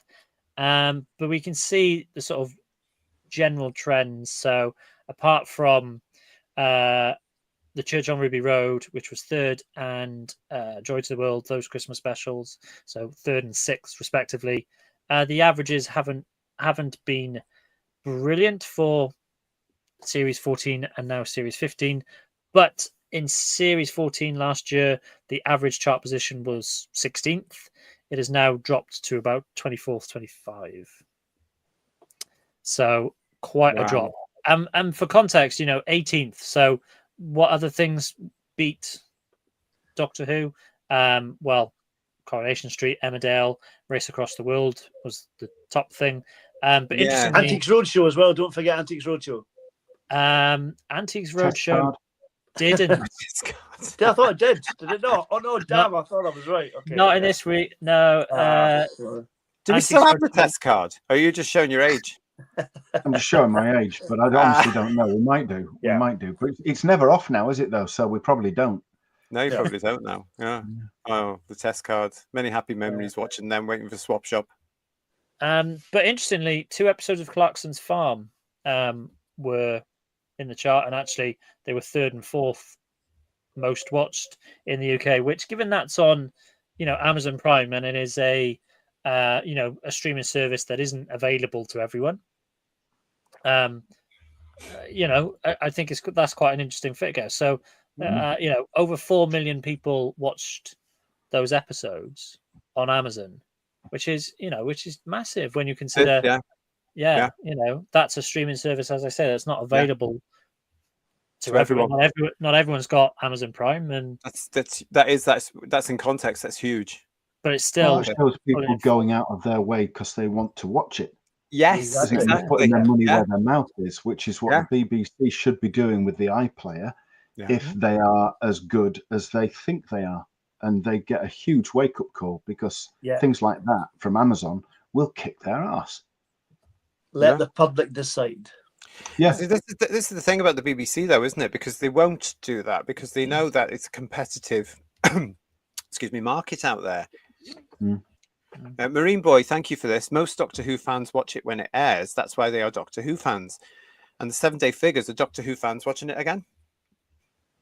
I mean, maybe sometime when you're screening something on a Saturday night, people are, they might be at Doctor Who conventions and might not be around to watch it live. So there is that catch-up element. But it's a fair point. I've always said, prove to me it's the public watching it and not Doctor Who fans going back several times over and over again. Because we did that with the C90s and we did it with the VHSs. It's just different now, but it's the same thing. You've got to watch it over again. And even more so when you get a series as crappy as this one, because you have to watch it over and over again to understand the bloody thing. I tell you. It must be about 30 or 40 times you have to watch it to understand it. Duculus saying they're now claiming the 28-date ratings are great. Oh, no, they aren't. Well, we've had one reported so far, and we might come back and look when all of the plus 28s are in, but it's fairly minimal kind of increases that you're getting over 28 days or between day 8 and day 28. So I can't really be bothered, but we'll see. They're hanging back to release them so they can show them to the next streaming partner. To look at this after a month, they're amazing. Or not. Any idea what's happened to the audience appreciation index ratings? Are they still a thing or selective publishing from the BBC? David B wants to know. They're down the back of the BBC sofa. I bet they are.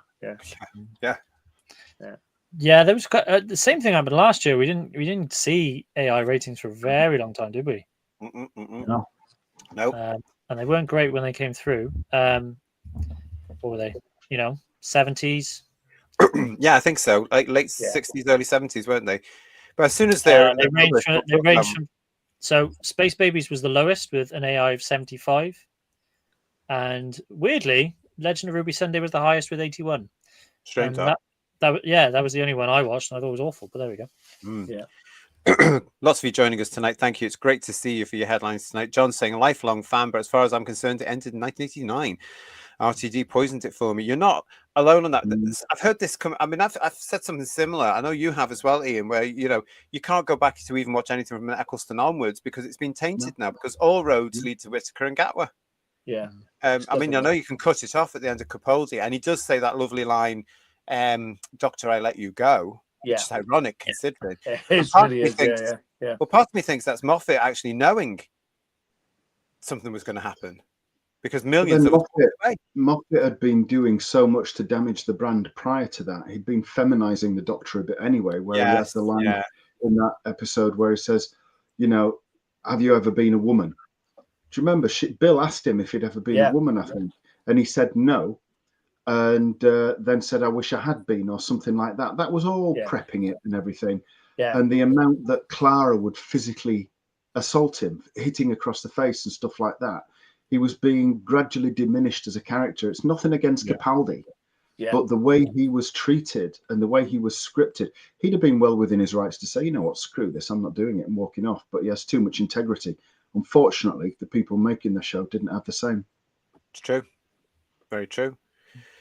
Oh, I often wonder, though, if Capaldi stayed with Chibnall, what Series 11 would have been like, because it's still, still tainted as it is with Chibnall's show running, So I don't know how it would have gone, But...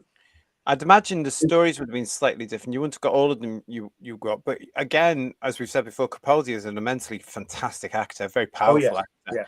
Yeah. And as he did in his time, he would have raised crappy scripts to a level of watchability just for him alone.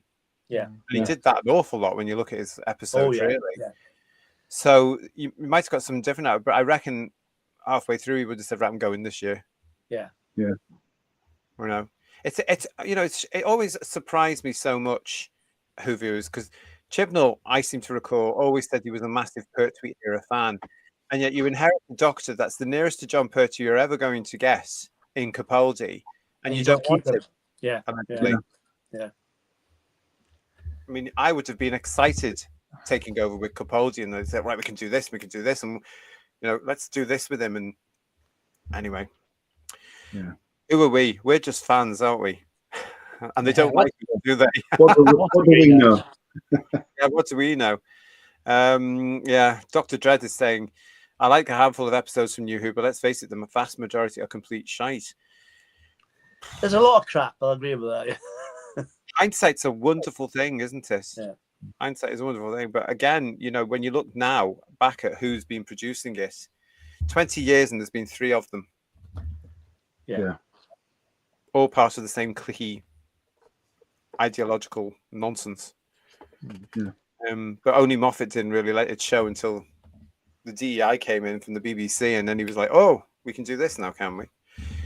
Okay, then. So we had that was a good one, wasn't it? That one there, the +7 chart position, 4 screens. Mm-hmm. Yeah. That's a good one. So our average chart position has dropped over 7 days, from last year. Okay, then. So with that one, let's go to this one, everybody. Yes. So this is the comparison we try and make to balance things out. Yes, ratings have changed and people watch television differently, etc. But this is comparing 7 days of viewing for the modern show with the overnights for the classic series. Battlefield Part 1 is in 5th, and I want to give a special shout out to Gavin Graham, who put something in the chat the other day, and I've gone and looked this up. So Battlefield Part 1 was not only on opposite Coronation Street. Okay. It was actually on BBC Two. They had live coverage of a World Cup qualifier between England and Sweden. So it's done quite well then. Well, yeah. It was a 0-0 draw, but that was crucial for England qualifying for Italia 90. You zone out at any point, JT. It's fine. But it's Third Doctor Ian will probably remember this game in particular because it led to that iconic Terry Butcher bloodied. Oh, banded. I thought you were going to say the one where Gary Lineker shit himself because that was quite funny. But the Terry Butcher one, yeah. Yeah, so that iconic image, which is sort of permeated through the England football team ever since. I don't remember any of this. Was this in the news? The bloodied bandage. Yeah. So it comes from that game, and that finished, or coverage of that game on BBC Two finished at the time Doctor Who finished. So that would have hit Battlefield Part 1's ratings, along with the fact that it was on opposite Corrie and had hardly any publicity at all. Well, that's interesting, though. Yeah. But the thing about that, these are 7-day ratings, aren't they? Or overnights, did you say? Or these are post 2005 episodes. These are 7-day ratings compared with the lowest overnight ratings that were achieved by the classic series. And so, as we can see, the Reality War sits 8th again. Lower than the War Games episode 8, Battlefield Part 3, Battlefield Part 2, Full Circle Part 2, But none of these episodes were accessible, the classic ones, accessible to watch again immediately unless you recorded them. But I do think Full Circle got repeated in the summer of 81, wasn't it? Or 82, and they got more for the repeats for Part 2 of that and the repeats, I think, than they did there. So even based on that, they would be much higher up in the chart, wouldn't they? Yeah, possibly. I'd be tempted to take an average of take the classic episodes out for a second and take an average of the +7 uplift for all the New Who, sorry JT, New Who episodes, Mhm. and then whatever that average is, say 1.5 million, apply that to all the classic episodes to make it fair, and then you'd have Battlefield at 4.6, for example, and that would probably make it fairer. I'm not dissing your stats at all, Bedway, not in the slightest, but you're just trying to think in fairness and balance to the classic episodes, because they are just literally one shot and they're gone, aren't they? Whereas the others, But that are wasn't getting that wasn't necessarily the case in 1989 because there were more, video recorders around. Yeah. There would have been a sizable amount of the audience that recorded Doctor Who and watched it back over 7 days, later that week. But that's not factored into those numbers. Or we can. And then your mum recorded over it with Coronation Street or something like that. Yeah. Afterwards. Like that, yeah. The other thing that's not factored in, overnight. the other thing that's not factored in, of course, is that the equivalent of the iPlayer in the 90s would have been UK Gold. Yeah. Who repeated them all the time. As we know, because a lot of people joining this channel found the Doctor in the Wilderness years because of the genius of UK Gold about showing the Doctor all the time. They showed all 7 Doctors, didn't they? Well, I remember watching Battlefield in about 92, 93. So that was a repeat that, would have added more number, more viewing figures to it. But you can get silly. I mean, these rankings are based on premiere transmissions, so the first time it's ever been streamed. So, but the classics are still doing better than New Who, aren't they? Let's be honest. Even with that as a metric, aren't they? So that's an encouraging thing, isn't it? Well, the bottom 4 are all, series 15 episodes, and there's, The Well, The Reality War, Robot Revolution, and Interstellar Song Contest. They're all in the bottom 20. Everything from this year, even when we compare it to all-time classic series overnights. So, yeah. It would be good to see what the original series has had, and I am defending it here, obviously, to an extent, with the UK Gold repeats with the iPlayer on, but you can't do it, can you? You just wouldn't be able to do that at all. It would be even if you took into account like the season you mentioned in '92, and you added the extra figures for Battlefield or Sea Devils or whatever onto the original broadcast figures, it would still be more than probably what they've got for current Who, I'd imagine. Yeah. Maybe. But before UK Gold, we had B-Sky B, didn't we? Yeah. Yeah, because that became UK Gold, didn't it? Because they got bought up, didn't they? Because they had the Squarials, didn't they? Not B-Sky B. What were they called? BSB, wasn't it? Just BSB? BSB, British Satellite Broadcasting, that's it. They had the Square. And they had the Doctor Weekend, didn't they? And they showed, they showed Edge of Destruction the wrong way round. That's right. Yes. I don't remember that, but no. Which probably made more sense of it, to be honest. I had a great moment in Reality War. The other day I was watching an old episode of Only Fools and Horses, and Raquel makes a joke about the only time her wardrobe was looked fashionable was when she was watching UK Gold, and I was watching that episode on UK Gold. Well, UN Gold or whatever it's called now.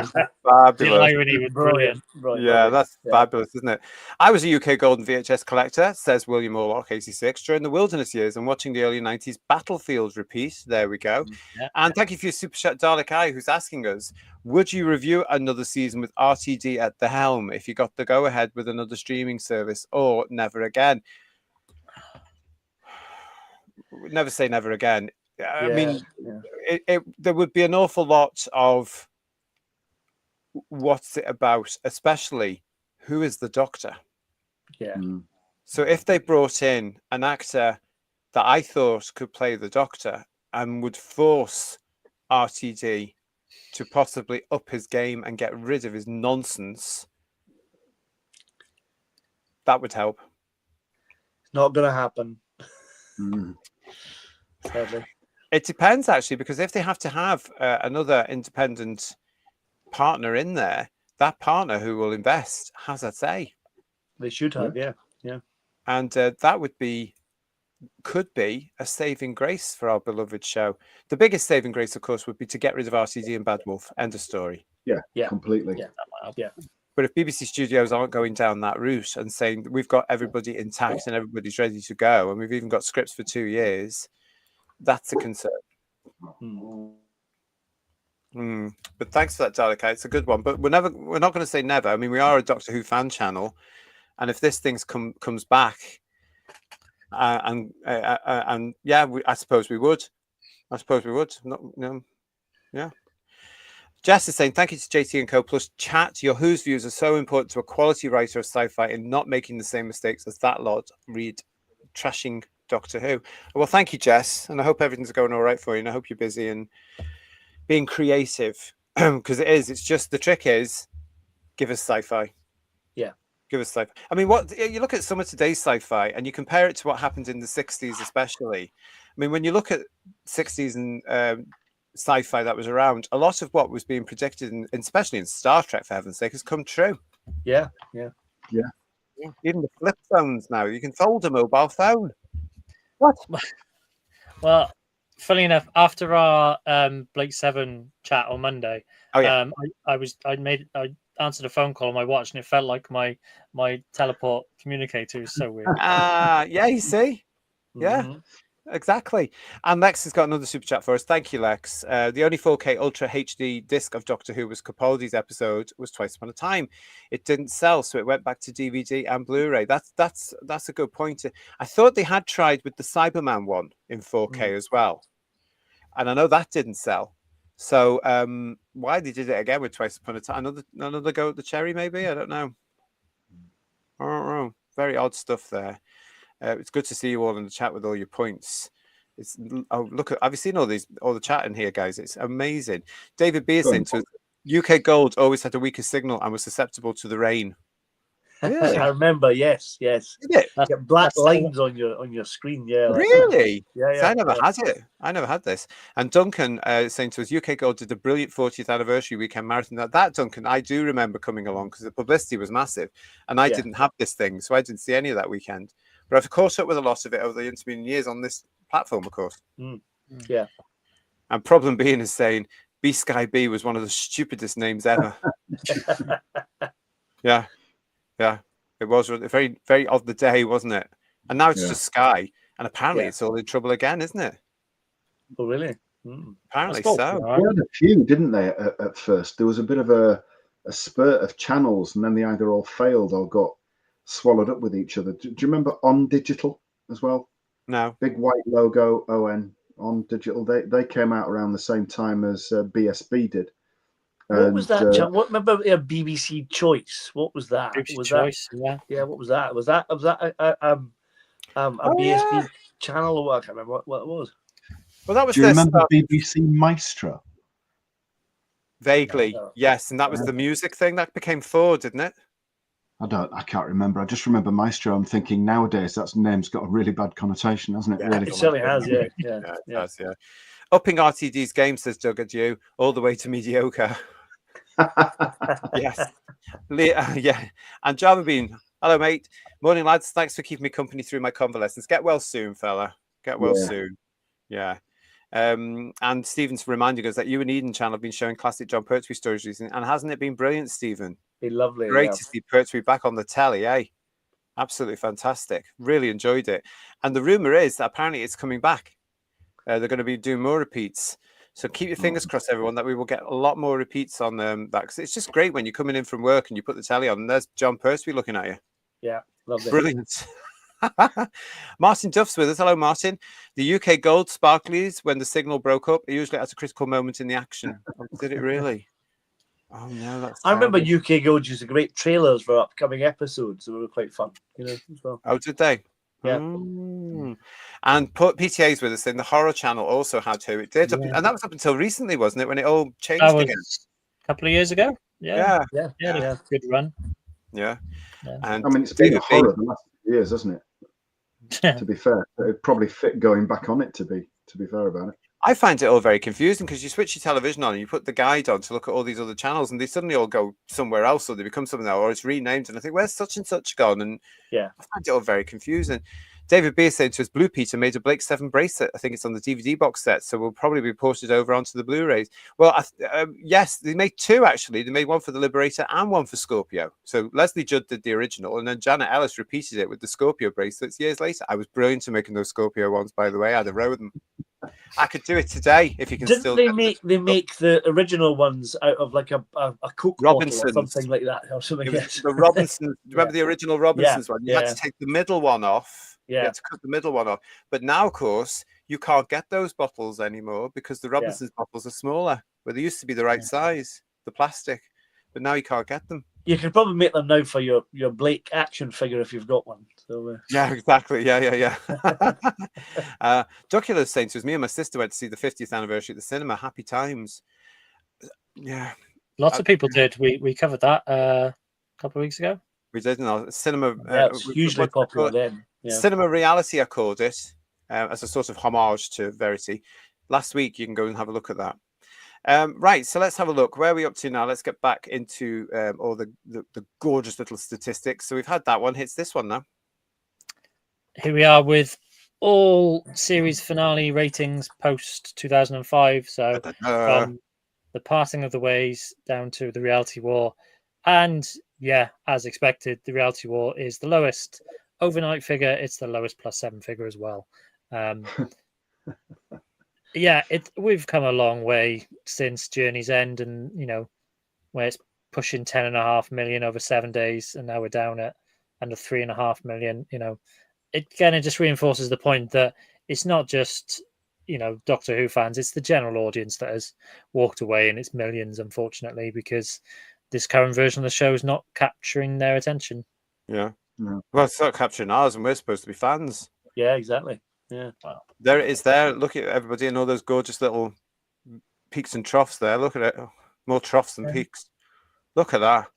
10.57. Yeah. But remember the buzz about Journey's End, because you had that shock cliffhanger of is David Tennant regenerating? What's going to happen in the next episode? And everyone wanted to watch it. And that's why we had the biggest overnight audience for a series finale, post 2005 for Doctor Who, and why everyone wanted to know what happened next. That's what you can do. I think it was a bad move because then it made regeneration a plot point rather than that's the start. That's where it all goes downhill from there, really. But it's a bit of a cop out when it became the Doctor and the Doctor's hand regenerated. That was wasn't it? But because it worked for him there, they remembered it, didn't they? They all remembered it. Moffat remembered it. Chibnall remembered it, and RTT, of course, remembered it. But it's hard to tell if you're outside the UK. It's hard to tell you how immense that week in 2008 was, because you had this start of a regeneration, and it was immense. Everybody. And they continued that, didn't they? Because everyone thought by Christmas time David Morrissey was the Doctor and all That's that kind right. of stuff, didn't they? Because people were aware that, well, we weren't. Hadn't announced it at that point, but people were, fandom was sort of, Tennant might be coming to the end. But I had so many Notwees coming up to me that week. Who's the new one? Who's the new one? And I'm turning around saying, I don't know, because I'm not even sure there is a new one. I think it's a gimmick. And just this week, I've had 2 Notwees coming up to me who haven't seen me for a little while saying, along the lines of, "You're not telling me Billy Piper's the new Doctor Who." And I found myself repeating myself in a different sort of tone to say, it's just a gimmick, because there's no new series at the moment. I think they did try and pull the same trick in that having a surprise regeneration. Okay, we kind of, as because we're embedded into the conversations online, etc. So it wasn't a surprise to most of us. But for a general audience that might have actually been surprised by it, would they have come and I don't know, but I mean, even if they got Hugh Grant to turn up at the end, it made no difference whatsoever. You know what I mean? It's not like a big name actor. I think it would have been bigger headlines because for the fuss around it in fandom, it hasn't been a sustainable headline. And although some of the papers, well, I say some, 3 reported it, possibly 4. If it had been somebody like Grant or a big actor like that coming in as a gimmick at the end, that would have got massive headlines. Yeah. I don't know. Shane Borg, hello. That just shows just how peak Tennant's Doctor was throughout the years, doesn't it? Just. Yeah. Well, it was huge at the time because they built on what Eccleston provided them with. Well, he National Television Awards, he was the most popular actor like 3 years in a row. It was that general audience that were, massively into, initially the David Tennant, Billy Piper dynamic, and then stayed with it because they wanted Catherine Tate and enjoyed Catherine Tate after The Runaway Bride and all that sort of stuff. So, they really nailed it in those 2 years in terms of that general population that weren't necessarily Doctor Who fans, but they love David Tennant. How many, people have we seen say, "Oh, I don't really watch Doctor Who, but I love David Tennant, and I watch David Tennant," and that's really common. So that was that's peak. But they made better choices then, didn't they? Don't you think? Well, they took it seriously then. Yeah. I mean, if you compare the current nonsense that we've had and compare it to the original one with Eccleston, and Tennant, they were taking it as serious as a proper job. They've got too cocky. Respecting it a bit more, yeah. They've got a little bit too complacent. Oh, we can do what we like. Oh, we can show what messages we want. Just like entertainment and show business have in itself, in my eyes here. Got a few chats here, guys, about Blake 7. Woodhouse 122. I'm looking forward to Blake 7 Series 2 Blu-ray set later on in the year. Absolutely. Don't forget we're doing Blake 7 reviews. We've already started them. Episode 7 coming up soon. And problem being, Saints, was I found a season 3 DVD box set with the Liberator toy still with it in a shop today for 12 quid. I snapped that up. Well done, you. Because the Corgi Liberator is worth treble that if you've got it, honestly. And Big Tasty Burger 666. It's good to see you. Welcome to Who's Views. Not forgetting the Matt Smith 3D episode. You mean the Day of the Doctor? That was available in 3D in cinemas. It was. I've got it on 3D Blu-ray behind me here. And it looks okay, considering that the BBC the year after said we're not doing any more. Do you remember the trailer for season 5? That was in 3D, wasn't it, as well? Yes, that was. Yeah. Yes, I've got the glasses for that over there. Yeah. Ron Sapp is saying to us, nothing's going to change until RTD is no longer involved. True. And they'll have to prise it out of his dead cold fingers, I think. I'm getting that. I'm sure that could be arranged allegedly, Ian. Oh yeah, I have no problem helping whatsoever. I'm getting that feeling that that's going to happen because he's part and parcel. Why people are thinking that his vision for Doctor Who is the best one after two and a bit years of utter nonsense and diminishing, as we're proving here with Bedweir's graphics, diminishing results. Come on, people, wake up. Lex Kane, thank you. Super chat. The late Jeremy Brett would have been a great Doctor Who. Well, yeah. Again. Well, Christopher Plummer. What? Christopher Plummer. I saw him in a couple of films. Really? One of them he might have even been playing Sherlock Holmes, and I thought he'd probably be a good. Did he? I didn't know Plummer played Sherlock. That was years ago. I still think Robert Stevens would have been a great Doctor Who, definitely, yeah. Superb actor. Robert Stevens. Who's that? From Box of Delights. Husband, From Box of Delights. Yeah, Box of Delights. Yeah, he would have been a great Doctor, really good. Great Mavitas he had. Gravitas. Yeah. Andrew is telling us another one of the rumours. When you hear a rumour, do bring them in, by the way, while we're in this period here, because we can have a laugh at them all. I heard a rumour, said Bananarama, that if Disney pulls out, it could be by Amazon and that they would start from a first fresh Doctor. I think that personally is simply because of what they're doing with Bond. Yeah. Personally. But, anything right now is absolutely... I think they'd have to get Bond done first and see if that's a success before committing to another, major legacy character.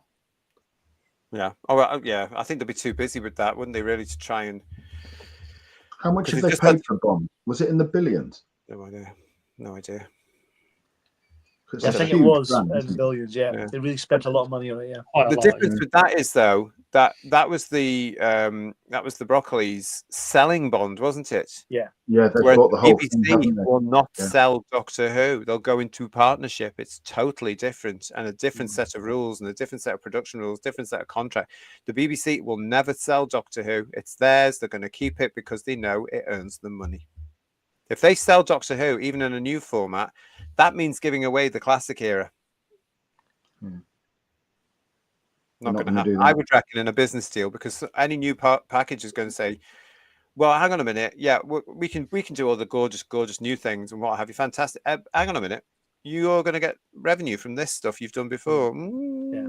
You see, it's business, isn't it? And Yeah. they would think Please, about can it. they wait till they sell the classic Who till they're finished releasing all the box sets first?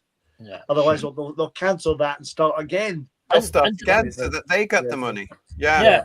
And don't forget, Disney didn't have the rights to, screen anything other than the episodes they paid for. Exactly. But it's not like Yeah. it's the platform where you can watch Classic Who around the world. Yeah. So the BBC was smart in that respect. Yes, they gave them, some element of creative control or whatever they want to describe it as with these last 2 series plus specials. But the BBC weren't going to hand over everything. I think now, if you're in a negotiation and depending on how desperate BBC Studios get, it might come to a point where, Amazon, if you are interested, and you want the, streaming rights for Classic Who as well, that might have to go as, in order to seal the deal. It's going to be very interesting, but that could be the additional leverage that maybe gets a deal over the line. I don't know. It's all weird. And when you've got people that don't understand, and it is now when you're going into these sort of meetings now, it's all about profit. Who's going to have the profit? Who's going to? I mean, Warflare is saying here for Bond, it was $1 billion. Bloody hell! Now Broccoli has 50% of earnings, but no creative control. Now, that's something the BBC wouldn't necessarily be happy with as well, because there is a character that allegedly they do want to protect, but they've just been trusting the wrong people. And then they have to come up with excuses, don't they? It was like when they changed the Doctor into a female. They had to come up with that excuse because they shoehorned in the Chancery captain. Yeah. Generating. Yeah. But we've shown on the show. Yeah, last year. Yeah. It's daft, isn't it? The whole thing is daft. Yeah, completely. They've got to be careful with this. Tanner, hello, Tanner. Tanner Gibbs wants to know: does the UK even get Prime Video? Yeah. Yeah, we do. Yeah. They're like a rash, Tanner. They're everywhere. Honestly. You can't get medication for them, can't you? So. Yeah. You don't have to take it, of course. There's an option, and you get the channel. So yeah, you get it. There you go. So looking at the number of people that Bedweer was saying had watched Clarkson's Farm, a lot of people have got Prime. It would appear so, yeah. It looks like it, doesn't it? And he's doing very well out of it. And I hear more to come. Right, so we had that one, didn't we? We had the series finale ratings, and we're going to go now on to this one. So I think you were JT had mentioned this, and sort of whether it was the lowest regeneration episode ever. So I went and have a look, and it is. So on the left-hand side, we've got our sort of Doctors 1 through to 7. That includes Time and Harani Part 1. I've included that because it is a regeneration episode. That's a bit of a cheat, that one, isn't it? Yeah. And then obviously when it comes to the 8th Doctor, because that Night of the Doctor was a red button type thing, I'm not going to count that really. So we then go from the Parting of the Ways through to the Reality War. And again, talking about, peak David Tennant, when he left, what was it, New Year's Day? That episode was screened, and that got 10.4 on the overnights and over 12 million over 7 days. Huge numbers. But then Matt Smith did fairly well when he left. Over 11 million watched that particular episode, which I didn't think was very good. No, it wasn't. No. The Time of the Doctor got over 11 million. So that was really big numbers. And again, look how far down we are. But yeah, if we compare the 7-day rating for the Reality War, it is lower than the overnight figures for all of the classic series and every other regeneration story before that. I would say when it comes to that Tennant one as well, look at it going woof up there. But we have to remember here in the UK, of course, the fuss that was around that 2-parter for the End of Time Part 1 and 2, and the BBC went out for it. We even had Tennant and the TARDIS in our Christmas indents that year promoting the show, and that was on all the blooming time because they were better than the actual episodes themselves. To be fair, because End of Time's terrible. Let's be honest. You can see them if you're outside the UK. If you haven't already, I'm sure they're on your Blu-rays, but you can see them on the Tube of Who. Put BBC One Christmas indents 2009. Yeah, 2009. 2000, yeah. Yeah, nine. 2009. Yeah, and it's David Tennant, and they were played every time a show was about to be introduced. They were played throughout the day as well. They were played as part of the whole thing coming up at Christmas. It was massive, and the BBC really went out to say goodbye, Tennant. Thank you very much. Yeah, and didn't even announce his own episode as well. The last episode as a voiceover as well, I think. Yeah, I think it was that, wasn't it? Yeah. So, So, you know, no pressure on Matt Smith then. yeah. You know, Good on him. Yeah, because they didn't do as much for him on his first one, really, in context with what they did. But No, that but- helped. That helped Yeah. make it huge. But Matt's regeneration did follow the 50th. Yeah, Yeah. True. yeah. But he So didn't that- get the indents or anything like No, that. he He got didn't a get- cover no, for he the Radio Times, which was bloody awful. How did Twice Upon a Time do? What was the figures for that? I didn't quite catch that.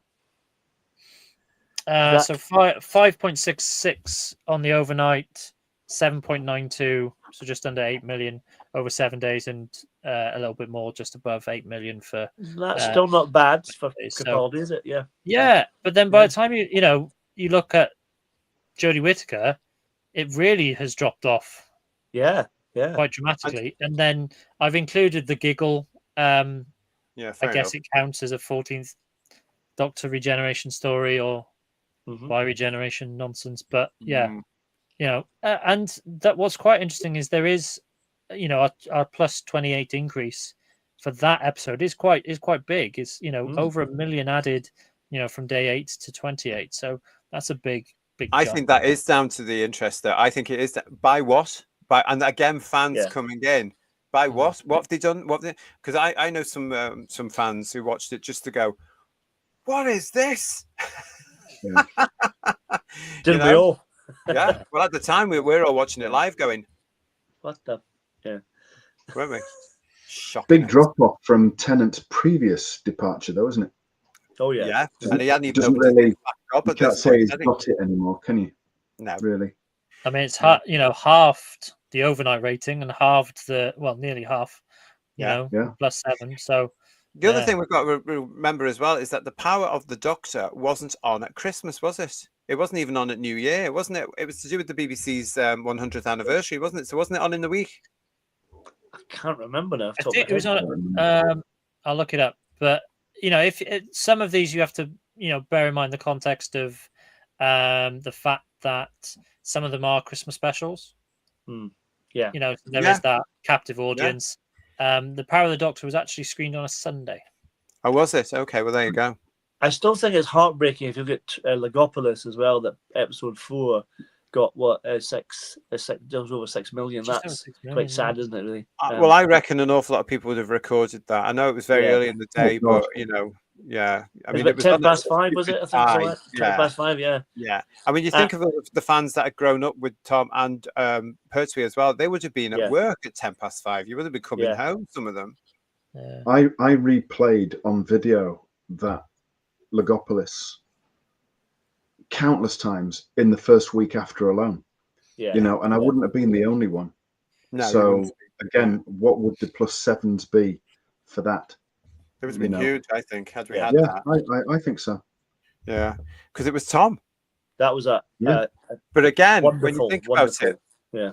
change of the times, 1981, the BBC didn't give any coverage, no Radio Times cover, Yeah. no clips saying this is the fourth Doctor's last series, say goodbye to Tom, no interviews on something called, like the One Show, really. It wasn't on Nationwide after that farewell thing, was he? Where he was obviously Yeah. a little bit. He had a Um, couple of. well, he has, 'cause he's been out with John all afternoon, yeah. hasn't he? Yeah. Yeah. Great interview with the lovely Sue, because he Yeah. doesn't want to be there, does he, Tom? No, it doesn't. It's clear, isn't it? He just came out of the BBC club and he wants to go back there. That's He the wants to problem. go back, yeah. And he's obviously, anyway, that's another show. But there was no publicity at all. I mean, I He remember. wouldn't want to go home, would he? Lala would be there, wouldn't she? Oh, yeah, What's well, Andy yeah, calling? that's the point. There's that going on. Well, the as sad well, thing, I wasn't don't know, there? we need to check that, but I think, was Buck Rogers on at the same time opposite Legopolis at that It point? depends or what was it- region you were in. remember Don't now, forget, yeah, so, it was all different depending what ITV region you were in, weren't you? Yeah. Yeah. But that, again, going down to it, what we're saying there is that I remember on that day looking at the newspapers, which is something, of course, that I still do today, and there were only 2 cuttings, the Daily Mail and something else I've got in there, about Tom going that night on the television. Well, I remember seeing it was a few months ago, a stop press thing in our local paper. And it was about the sort of size, a little paragraph, and I was absolutely gobsmacked. I couldn't believe it. I was gutted, honestly. Yeah, but there was, I mean, it's 7 years. Yeah. They should have given him the cover of the Radio Times. Yeah, they should have done. Yeah, they should have done. Yeah. You know, they should have had a lovely interview with him to say, thank you, Tom. Goodbye from the BBC, because the Radio Times was owned by Enterprises at that point, wasn't it? Yeah. Idiots again. Lex, thank you for your super chat. I watch sometimes on YouTube ITV and BBC Christmas lineup from the 70s and the 80s. What TV goal we had then with Christmas movie premiere? Oh, I remember that. Do you remember the fuss when Raiders of the Lost Ark was shown? Yeah. We were all there. Woo, lovely. And there's my mother in the background. Oh, this. As though she'd seen it before. Well, she had once of the pictures, but anyway, I'm going off on one. Hope she's not watching. Although she liked Harrison Ford. Graham's saying to us, I was 11 when Logopolis went out, and I was absolutely so excited. The Master coming back in Traken got me thrilled, and Logopolis didn't disappoint. No, it did. Superb. No, yeah. And with Aaron saying, I have watched Logopolis countless times, including a couple of weeks ago. A TARDIS materializing over another TARDIS was mind-blowing. That's because you hadn't been there in Pertwee's time, maybe, Aaron? Yeah, I wondered whether because Barry Letts was involved as executive producer, they just nicked that from the Time Monster. I don't know about me, but I don't think anything's been nicked from the Time Monster. probably. And Logopolis was the first VHS I ever bought. Played it to death, says Killbot, Kill. Yeah, because it came out on the same day as Castrovalva. Do you remember? We got Logopolis and Castrovalva on the same Monday, which was a thrill. You know, because you used to get 2 back in the day. I remember up in Scotland, we got Castrovalva Part 1 at 3:30 in the afternoon. Yes, yeah, you did. Fantastic Yeah. stuff, yes. Stupid Why? BBC Scotland, because BBC I Scotland don't know was why proper, at all. It just happened, you know. We got first before America and before England as well. That's super. They were probably too busy showing the Beech Grove Garden or something like Probably peak time slot where Doctor Who should be on Honest to 5 to God. 7. Yeah, exactly. Oh, yeah. we've got something regional for you, which if you're a Doctor Who fan, you're going to like. And here's Lorraine Kelly, and that's great. Anyway, let's get on with it. That Right, was quite realistic, I have to say. Yes. I met her once, you know. Won't go into that though. Here we go. This one now. This is the +7 ratings, isn't it? But real. Yeah, I guess we can now call this the whole of the RTD2 era. Yes, at this moment in time, we can. Easy for you to say. Yes. Currently, anyway. Yes. But this is really just to sort of demonstrate that bringing David Tennant and Catherine Tate back did cause the highest figures. So the Star Beast at 7.61 million over 7 days. It hasn't really got close to that since. So you see that downward trend for those 3 episodes. A few more people come back. Oh, New Doctor, Church on Ruby Road, Christmas special. And then it sort of plummets away. We get through season 14 and there's another spike for another Christmas special. And we're back to, you know, slightly lower numbers with that peak for the Interstellar Song Contest. So I think had RTD2 managed to maintain that initial interest, then we could possibly consider it a more successful period in the show's history. But I think this graph, you know, neatly demonstrates how there's generally been a downward slide ever since the Star Beast went out. And another spectacular miscast of the main character. This is obvious. People didn't like him. Not just the shows, not just the script. They didn't like Gatwa. They didn't take to him. Look at that. Look at it. That's exactly the sort of graph that they need to be showing. And I'm sure they're not. But anybody who's going to be in talks with BBC Studios needs to see this. That's what you would be buying into. You've got to put your foot down and you've got to get rid of RTD. Yeah, because I watched The Church on Ruby Road. I tuned in, New Doctor. I was like, okay, let's give it a go. Didn't like it. Didn't really get the Goblins thing. And then by the time I learned about what, you know, the first episode of the new series was going to be, you know, Space Babies, I wasn't coming back to watch it. And you weren't alone. Immediately, yeah, quite right, yeah. You weren't alone. Look at it. No, and neither was most of the audience, and it's kind of trickled down since then. And even when you compare Christmas specials, you know, Joy to the World at, you know, under 6 million, it's lost 1.5 million viewers from the previous Christmas special. That's, you know, that's really bad. That was worse than the Church on Ruby Road, in my opinion, definitely. But I agree with you, JT. The common denominator's shooting Gatwa himself. That is the casting issue. That's the part of the problem, really, to be honest. Yeah. Yeah. And again, it illustrates everything we've been saying for a couple of years now here on the channel. If you're an actor, keep your gob shut. Yes. Keep your opinions in your kitchen. When you come out to perform, you've got to appeal to everybody, not just your little cult or like-minded echo chamber. And this is what I think these actors today have lost, including the ones of our age that should know better, like Tennant. Keep your gob shut and just entertain everybody, you know. But it's all bandwagon jumping now. When it comes to writing and producing the show, it's the same thing.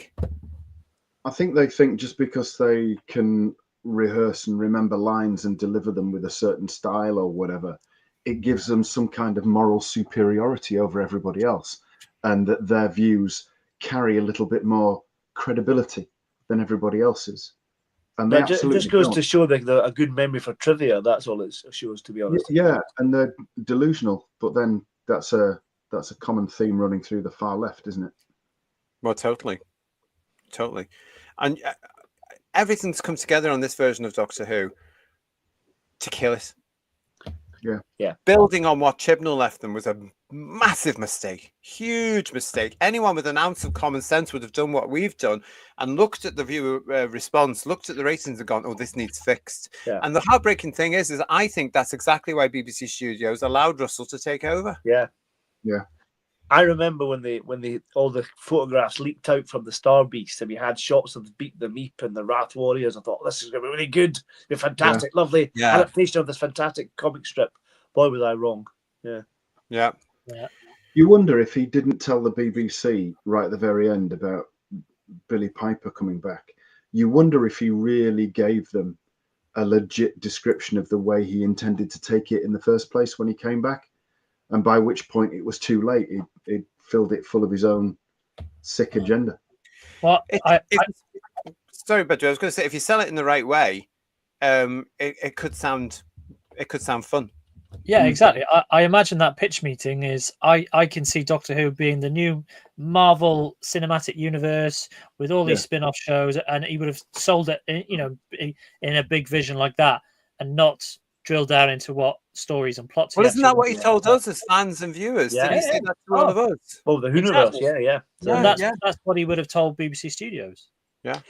The thing about it is, though, you think they would have watched, after they'd filmed bits of it, they'd watched back some of the rushes, some of the dailies or whatever, watched them and said, actually, Russell, we don't like this is not right, blah, blah, blah. I know Disney did some of that in Church on Ruby Road, for instance. They say they want the Doctor in it sooner and things like that. Yeah. But they must have seen, even initially, they must have seen some of the scripts, some of how the ideas were coming through the scripts, and some of the footage as well.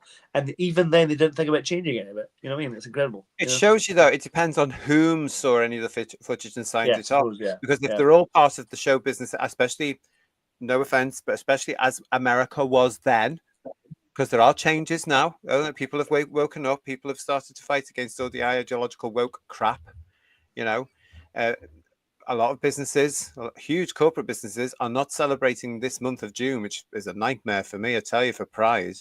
They've all dropped out now, haven't they? So the tide was changing, but it depends who watched it. If they were part of this whole thing, those pronoun, that seems very good. I remember watching the TV movie documentary on the TV movie box set, and how murderous it was to get to the final TV movie and how difficult that was to get to that stage. Yeah, I wonder how much interference they did have from Disney in that respect in order to pulling different ways with it, and how that actually panned out in the end for what it may have looked like before. You know what I mean? Who knows? One day we will find out.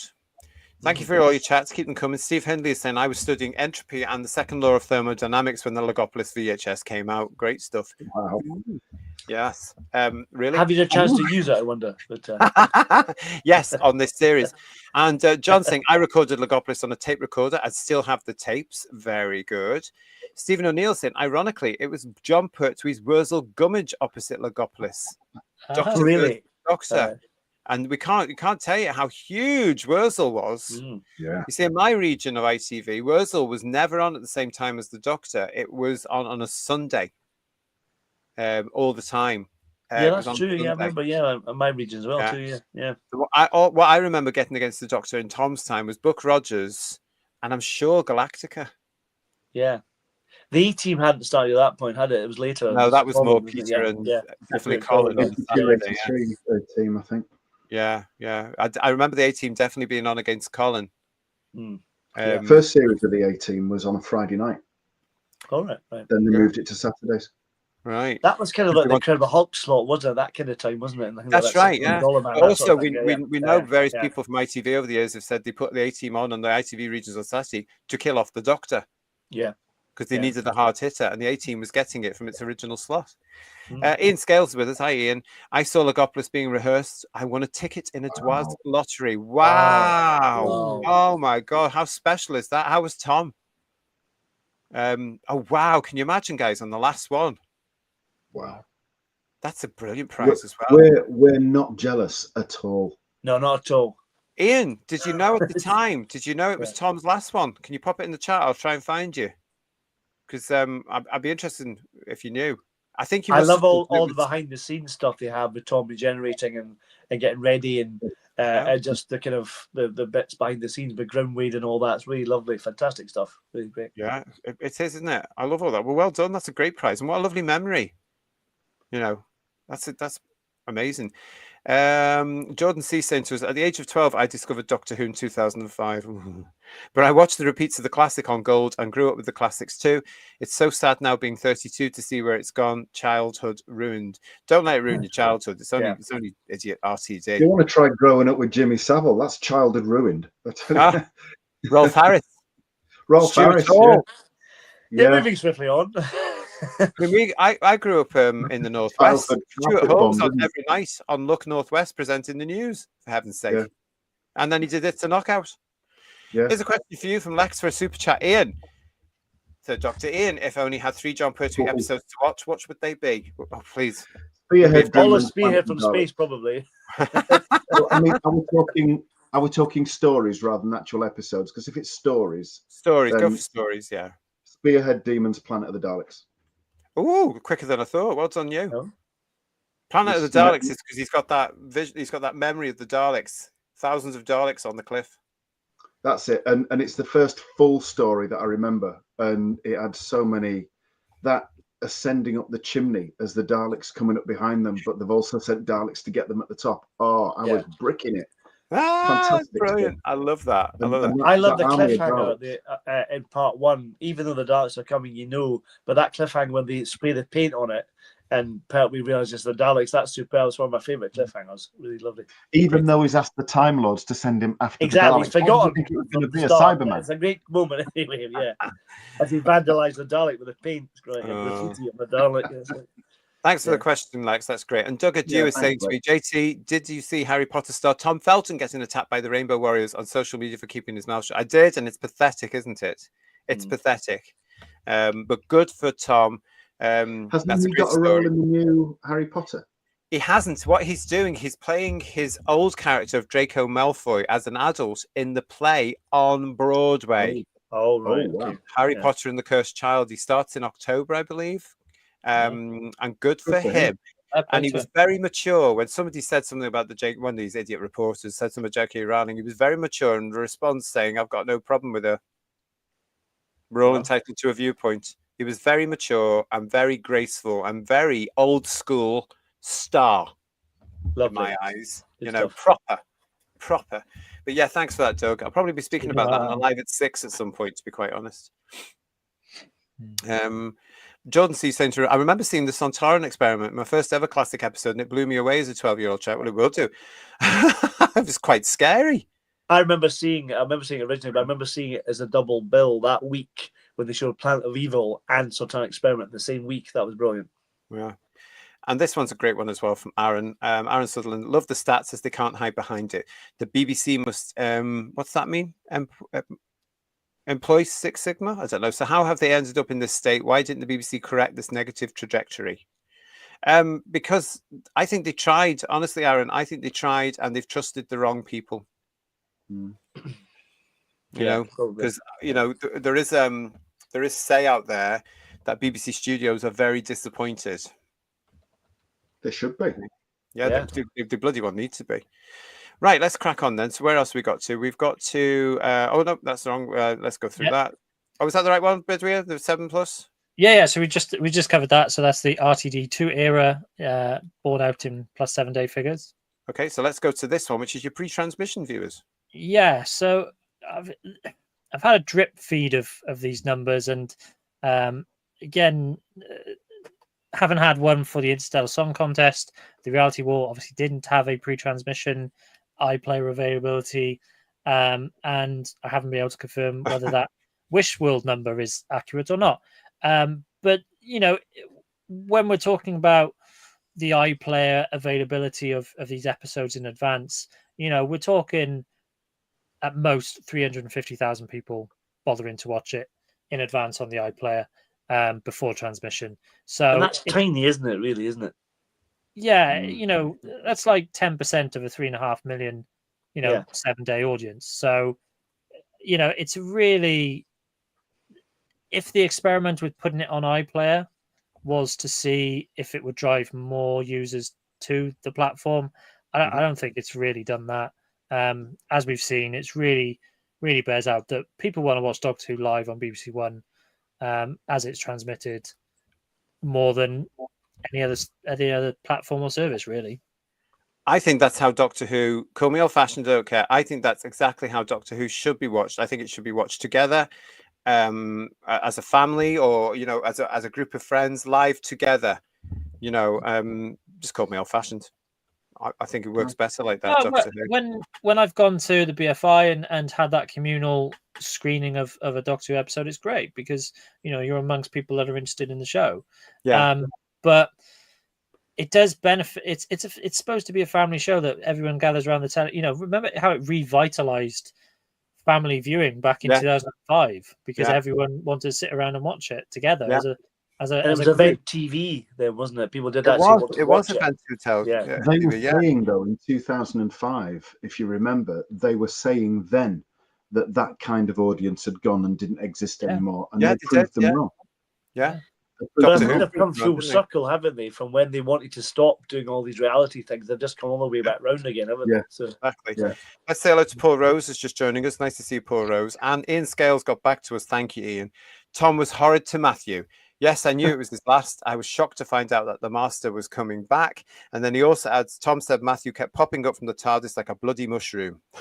You can't blame Tom, to be honest. Give him not really. No, not really. And Tana's saying to us, no hate, but I was pretty uncomfortable when they insinuated that the Doctor went to a pride parade.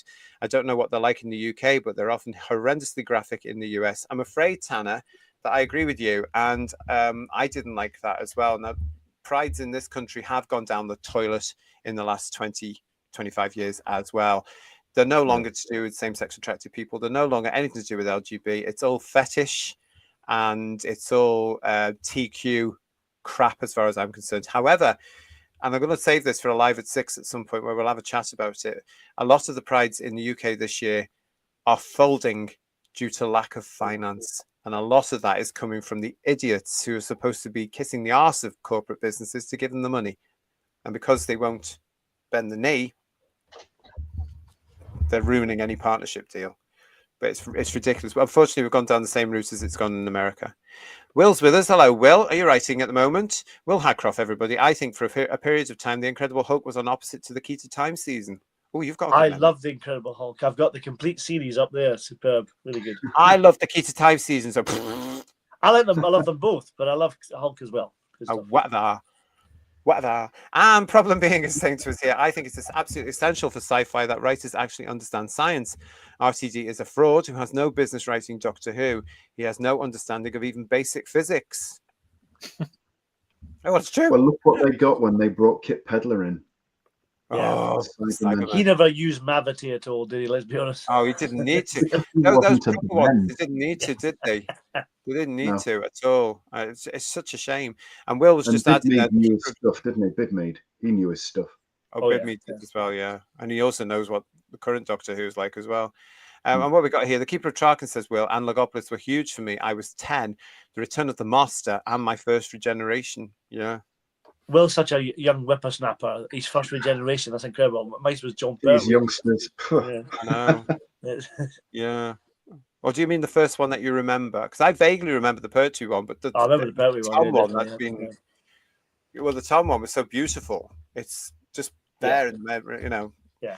Sharon And Joy the Reid. music is beautiful too. Oh, yeah. it's beautiful. Yeah, the whole segment is, and Yeah. the cleverness of the watcher, who is in fact Yeah. everybody, the Doctor. So why isn't he in the lineups? Yeah, him and the throwing it out. Valia. Where are they when you need them? Yeah, Throwing it out there. Yes. Sharon Joy Reid. Sharon Joy Reid's Sins was Demons is the first episode I remember watching live on BBC. Sat on my grandpa's lap while he explained who the Doctor was. Oh, Sharon. That's What lovely. a memory. This is what Doctor Who does, though, doesn't it? It Yeah. gave us those memories of warmth and family and the things that, you can't capture again. This is how special it was. And then you go and look at bloody Shooty Gatwa here and you cry for a different reason. It's painful. Yeah. What else we got here? Great to see you on the chat. Thank you very much. Thank you very much. Right. Okay. So where are we up to now? Just before we do that, look at this from Ezra. Hiya, Ezra. First Doctor Who story I saw was Monster of Peladon. I was hooked from then on in. Yes, I can understand why. Not so much with Duncan, though, who's saying my first Who story was Delta and the Bannerman. So I'm always his biggest supporter. Okay. I like Well, Delta. I love Delta and the Bannerman, but I've got appalling taste. Not as appalling as film. However, I've got appalling Delta taste. and the Bannerman, I'm going to start it now. Absolute classic compared to the crap we've just been watching. Oh, definitely. Yeah. This High is drama. Genesis and the Daleks of the Seventh Doctor. That one is definitely. Yeah. Space Babies, Delta and the Bannerman, Space Babies 0, Delta and the Bannerman 10. Yeah. Just for Ken Dodd alone, at least. Underscores on the TARDIS doors. Absolutely. What's this one then, Bedweer? Okay, so we're now going to make direct comparisons between series 14 and series 15. So the blue line that you can see is, so these are both overnight ratings. So we're comparing the Church on Ruby Road through to whatever the series finale was called last year. I can't even remember. Empire of Death. And then the orange line is Joy to the World through to the Reality War. So you can clearly see that, with the exception of Interstellar Song Contest that popped a rating because it was after the football and before Eurovision, the orange line is lower than the blue line. So they have lost viewers compared to the previous year. Fact. Yep. And there it is. There you go. Absolute fact. I mean, we all know that episode 6 has got that ridiculous bump because of what it was and when it was. But if you just connect the line from episode 5 to episode 7, it only accords it probably on average 1.65, doesn't it? So it's just such an obvious blip, isn't it? Interstellar Song Contest. Yeah. It's an anomaly, like the Christmas specials are, really. Yeah. And I'm not surprised when it was shoehorned in between two massive things, the footy ball and Eurovision. Yeah. Yeah. Problem beings make me a bit upset here. My first was Destiny of the Daleks. That's 1979, everybody. I only had my Tom for 2 seasons and then he was gone. Oh. And Ian, two very different Tom seasons as well. Yeah. Hugh. And then Ian's actually telling us here. The funny thing was, I clearly wasn't officially allowed into the BBC Centre. Naughty Dwaz. We were smuggled in. Hey. Really? Oh, was that? I You wonder got if that your money was worth at your membership there, definitely. but I'm wondering, Paul, if it was because John didn't know. Probably, yeah. Probably. Because at that point, with that story, especially, it would have been very secretive, wouldn't he? Yeah. Well, we got this. Jason saying to us, wow, shows have been cancelled for low ratings with higher figures, including the real Doctor Who. Yeah. And Terrified Monk, can we get below 1 million with season 3? We don't even want to talk about season 3 at the moment, Terrified Monk, but I guarantee you, if it's not done correctly, yes, because the British public are not there. The fans are not there. We've been through too much. Yes. And this shows, doesn't it? Jess saying episode 6, I was rushed to A&E with a heart murmur. They called it shock. Well, I'm glad you're all right now, but oh gosh, yeah, you should send the BBC a letter. You know what I'm saying? Then it was their fault. But yeah, there it is. There, everybody in red and blue. Yeah. So it's lost viewers compared to the previous year because it was so bad the first year. People couldn't be bothered coming back for the second year. Yeah, the audience hasn't grown. It's dropped. So there you go. So we'll move on with that to this. Yeah, which is same graph, but it's just comparing 7-day figures instead of overnight. So again, the 2025 +7s are lower, quite significantly for comparing Christmas specials. And then, the series finale episodes are a bit closer together. But yeah, even episode 6 is not, although Interstellar Song Contest, did get slightly more than Rogue, which I don't think is a bad thing. Yeah, it's not. Yeah, it's lower. I can't phrase it any other way. The audience that was there last year, it's awful. Look at it there. It's Yeah. absolutely. This is Doctor Who. This is dire. Yeah. Nothing can save that. I mean, there are lots of people out there in fandom, of course, who are saying all the stuff you've been saying, Bedouin, about the overnights don't matter, this, and they're putting what we call spin on it. But there's the absolute fact. This thing is dead in the water. It's not doing anything at all.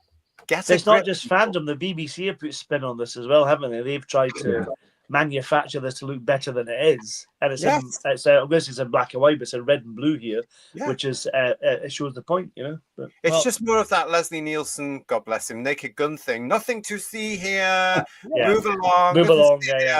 Yeah. That's not what the ratings we're looking for. And part of that will be because they are looking for a new partner. Everything's got to be fine. It is doing worse than it did last year. So if they do come back for a series 3, where's it going to go from there? Yeah. That's the big question, isn't it? Down, deeper and down, I think. We're going to be looking at that. Yeah, we're going to be looking at that. I'm every step of the way. So when there's news breaking, or even if there's rumors going on, stay with us because we're going to be looking at them. Hopefully having some fun along the way. But the only way I'll really judge it is who is the Doctor and who's producing the bloody thing. Yeah. Because if it stays with RTD, as we're fearing, below 1 million, here we come. Because he won't care. He will just shove out all this nonsense. Won't he? He's not going to change now. No. They may as well just set fire to a pile of money, really. That's what he's just done. Yeah. Again. Make better television as well. Yeah. I'd watch that. More interesting, certainly, yeah. If it was when the KLF did it with $1 million? Yeah. That was better than any of Shooty's. At least it wouldn't last very long, would it? That's the thing. Wouldn't be 8 hours or whatever it's going to be, But the KLF, of course, were big Doctor Who fans back in the day. They're probably not anymore. They had a massive #1 hit for a week here called Doctor in the TARDIS when they were called the Time Lords. Yeah.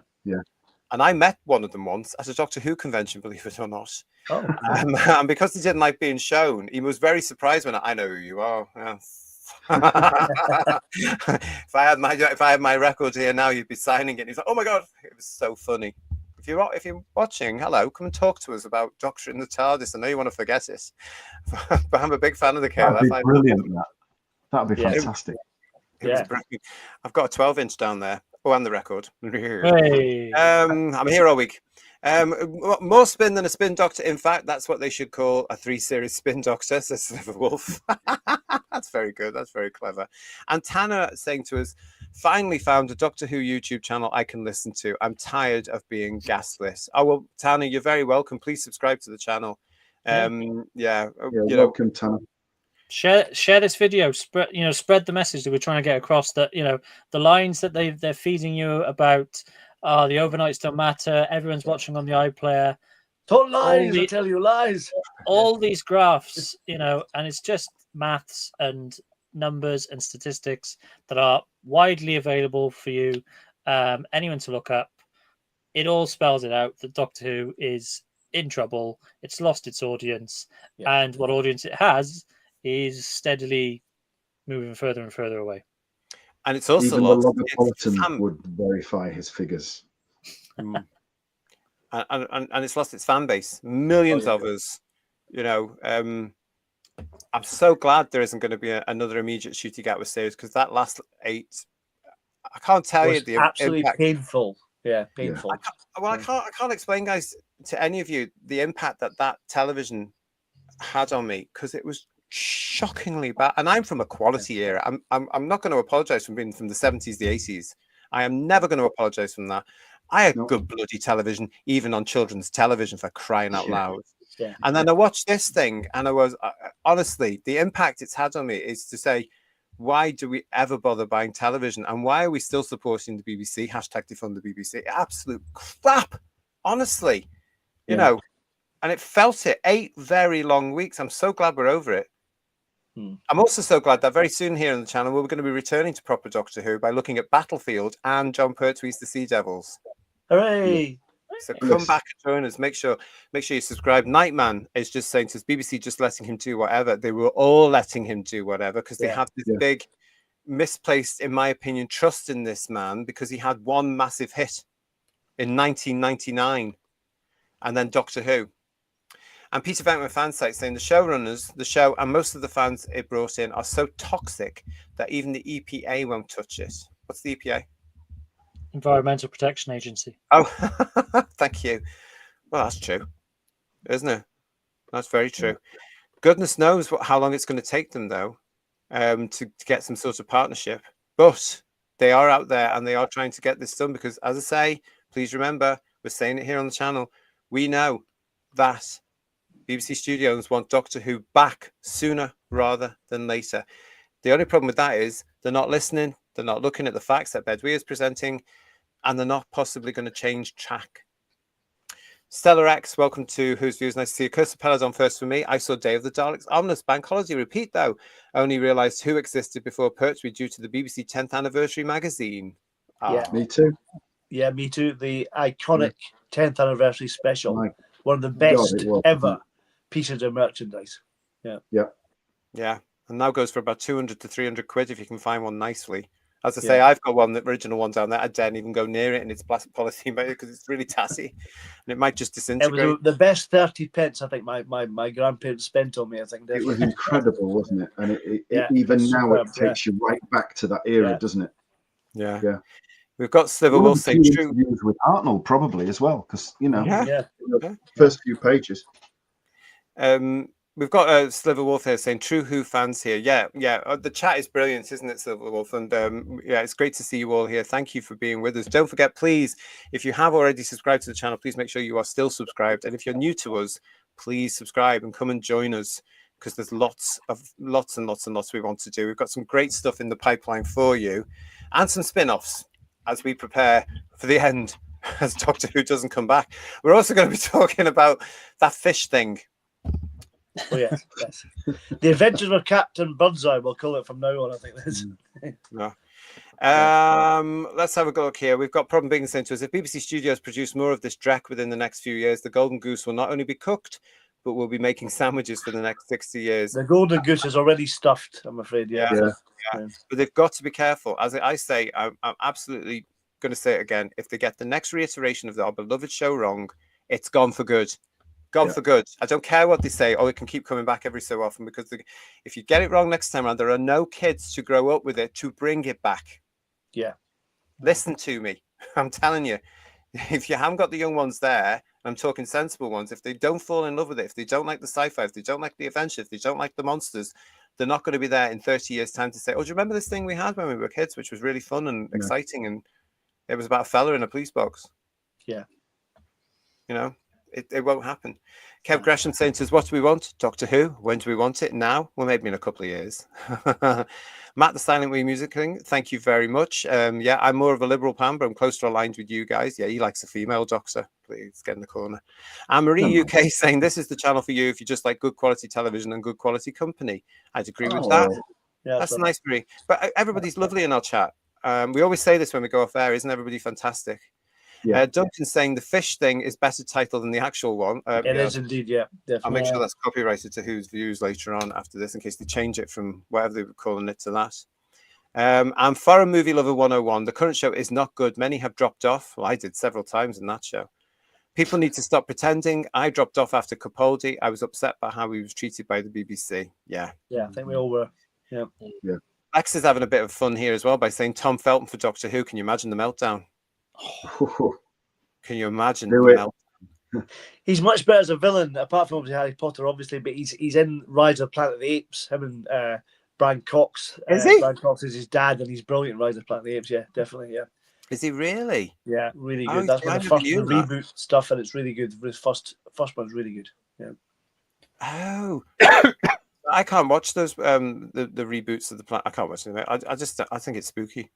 You know, there's just something about it. I just think, oh, it's all.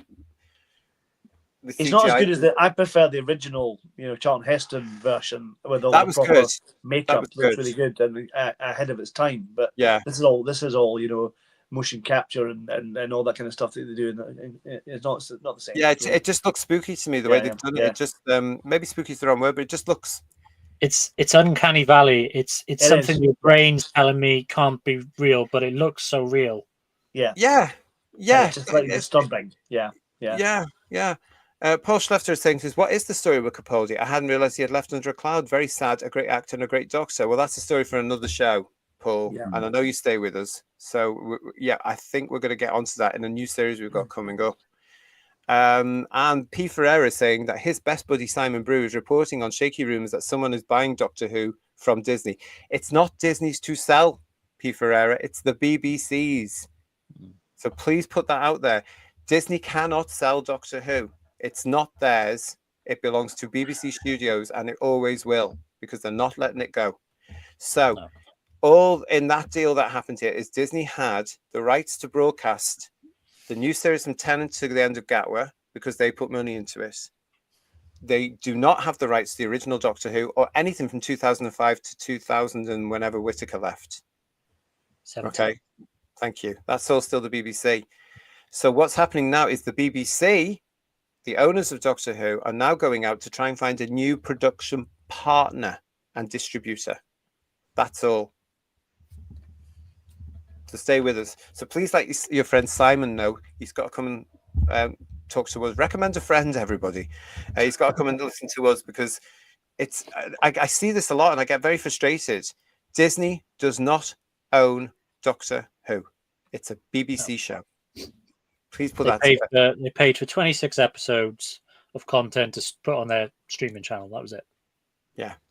And what did they get? A load of old poo. Derek Hart is saying, Doctor Who, there is no mystery in the series. Proper cliffhangers, new iconic monsters, villains, aliens, got to rely on the classics. And then, well, I won't swear, but they F it up. Yeah. Well, they did. And it was all down to Russell and his agenda, wasn't it? Now, Bunty 4077 said, when will we still see Bedouin now that the ratings are finished? Well, he'll be here, won't you? Oh, I want to talk about Battlefield and the Sea Devils. Yeah. Yeah. Great episodes coming up. Can we get some ratings information for those stories as well? That'd be quite good if we could. Yeah. I mean, it's all on my spreadsheet. Fantastic. We'll throw it in then. We'll sort that out. But yeah, he's going to be there. And also he's on our Blake 7 reviews as well. So yeah, he's not... The amount of time the Sea Devils has been shown, there must be quite a mammoth rating for that one particularly. It's now at 52 million. Yeah, and also we've got the Sarah Jane Adventures reviews coming up. And this one's got some nice little bits for us, I think, as part of all that. So I've got to talk to him nicely. Yes. Will you be modelling some outfits for us? I'm not small enough. I'm not small enough. No, Liz was very, very small and very, very thin. JT says, Lex, can you say hello to my friend Derek from Knotty Ash by Dovecot in Liverpool? Of course I can. Hello, Derek. I hope you're not too tired after a hard day down the Jambutti mines. That's all I can say. Yes. Hope you're all right there. Yeah, say hello to the Diddy men from me. That'd be lovely. So. Oh, the Diddy man. I can't wait until they open this Doddy exhibition. I'll be there. Tell you. Madmen 22. Doctor Who is going to end up spread on 2 or 3 streaming sites. Not if the BBC say. I mean, well, I don't know. It's all strange now because we just had it on You and Eden, but you guys in the chat told me that You and Eden is owned by BBC Studios. So that makes sense. And again, it shows that they are desperately looking for some sort of... It's interesting, isn't it? They're looking for some sort of streaming platform themselves, which is not the iPlayer. So they're buying up everybody because that explains that whole rebrand of all those channels, guys. Under the You and something, if the BBC have taken it on. Maybe. It could mean anything for Doctor Who, couldn't it? Oh, yeah. Thank goodness Disney doesn't own Doctor Who, says Tanner. They're too busy ruining their own franchises. What you mean, like Star Wars? Yeah. Gosh. Although I will go and watch Andor, tell you. We'll go and watch that. Listen, it's great to see you. Problem being wants to know, do you have, Rick Bedwy, the ratings for that awful 20 years in Wales doc? It was about 7, I think, people. Yeah. They would have only just been released, though, wouldn't they? Yeah. No, so we went out on. Well, this is the thing. So I obviously get BBC One Wales, and it was shown on BBC One on Saturday night in the slots that Doctor Who would have taken. But I don't think that's the case on all the BBC regions. So, yeah, I don't have overnight figures. I doubt it's going to rate in the top 100 again, because in terms of the transmission of it, it was only on BBC One in Wales because it was a Welsh channel thing. I imagine it was. Let me double check. I think it must have been shown on BBC Three. It was at 7 p.m. 7 o'clock. Yeah. Yeah. So I doubt it will rate, because none of the Unleashed episodes have ever sort of charted or had their numbers recorded, because they've been minimal. Was it repeated on Saturday night when it was shown at peak time? Because I was working on that Saturday and I came in, it was on late at night, about after 10 or whatever, 11 o'clock, and they repeated it on that Saturday night. So it might have been. I wonder if that was across the board, sort of in different regions or not. I don't know. Oh, it was on. So apparently it was on at 11:10. Right, that's what I think I saw. Yeah. But I don't. Again, it won't have generated enough viewers to actually chart. So the problem with that show is it was for fans. Yeah. And not everybody who watched the making, because I didn't go, for example. I didn't go to watch the making of. I couldn't be bothered. Watching the main show was difficult enough. So, it's a case of not many would have transferred over to watch the making of, would they? Really? No. And of course, and some of them would also think, oh, that's going on the Blu-ray anyway. I think I'll do something more productive. So yeah, the Notwees are not going to go and watch Unleashed, are they? Because it's not for them, because they're not even watching the main show. It's a stupid idea to do it, really. Graham Lamphere, just for Carol Ann Ford, we have to have some form of closure for poor Susan.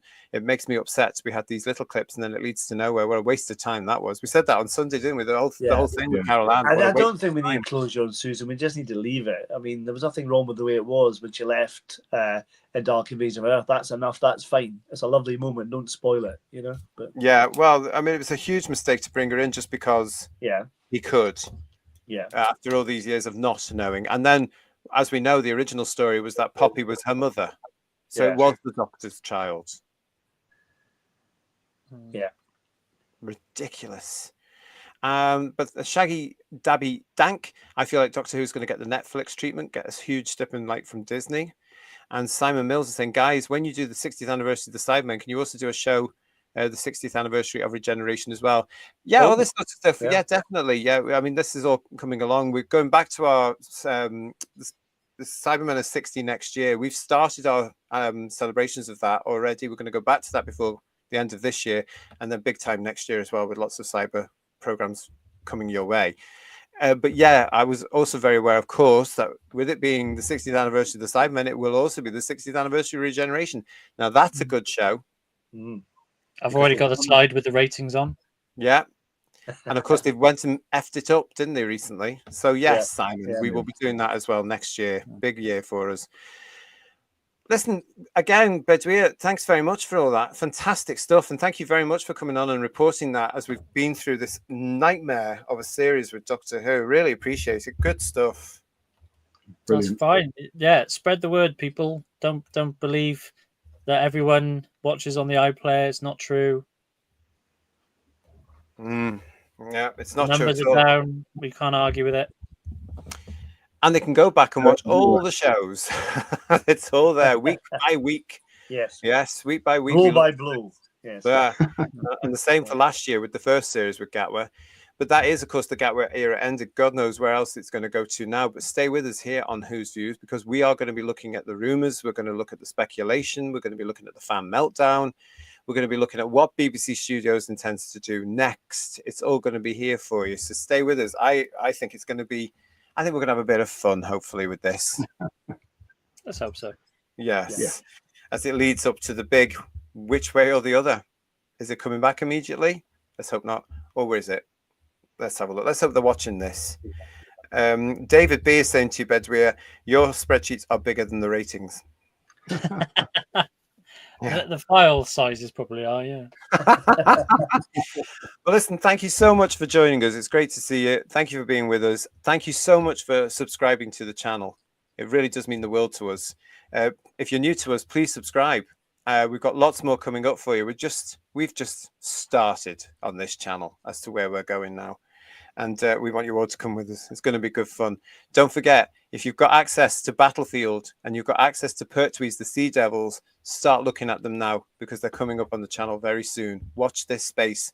We're going to be putting the thumbnails on as soon as I've designed them. From Paul, from Third Doctor Ian, from Bedweer and myself, thank you so much for watching. Give us a thumbs up. Share this video like Bedweer says. Let's get this to RTD, BBC Studios especially. They need to know, and so does any incoming possible partner. We'll see you again soon, everybody. Ta-ra. Good night, everyone. Bye-bye. Bye.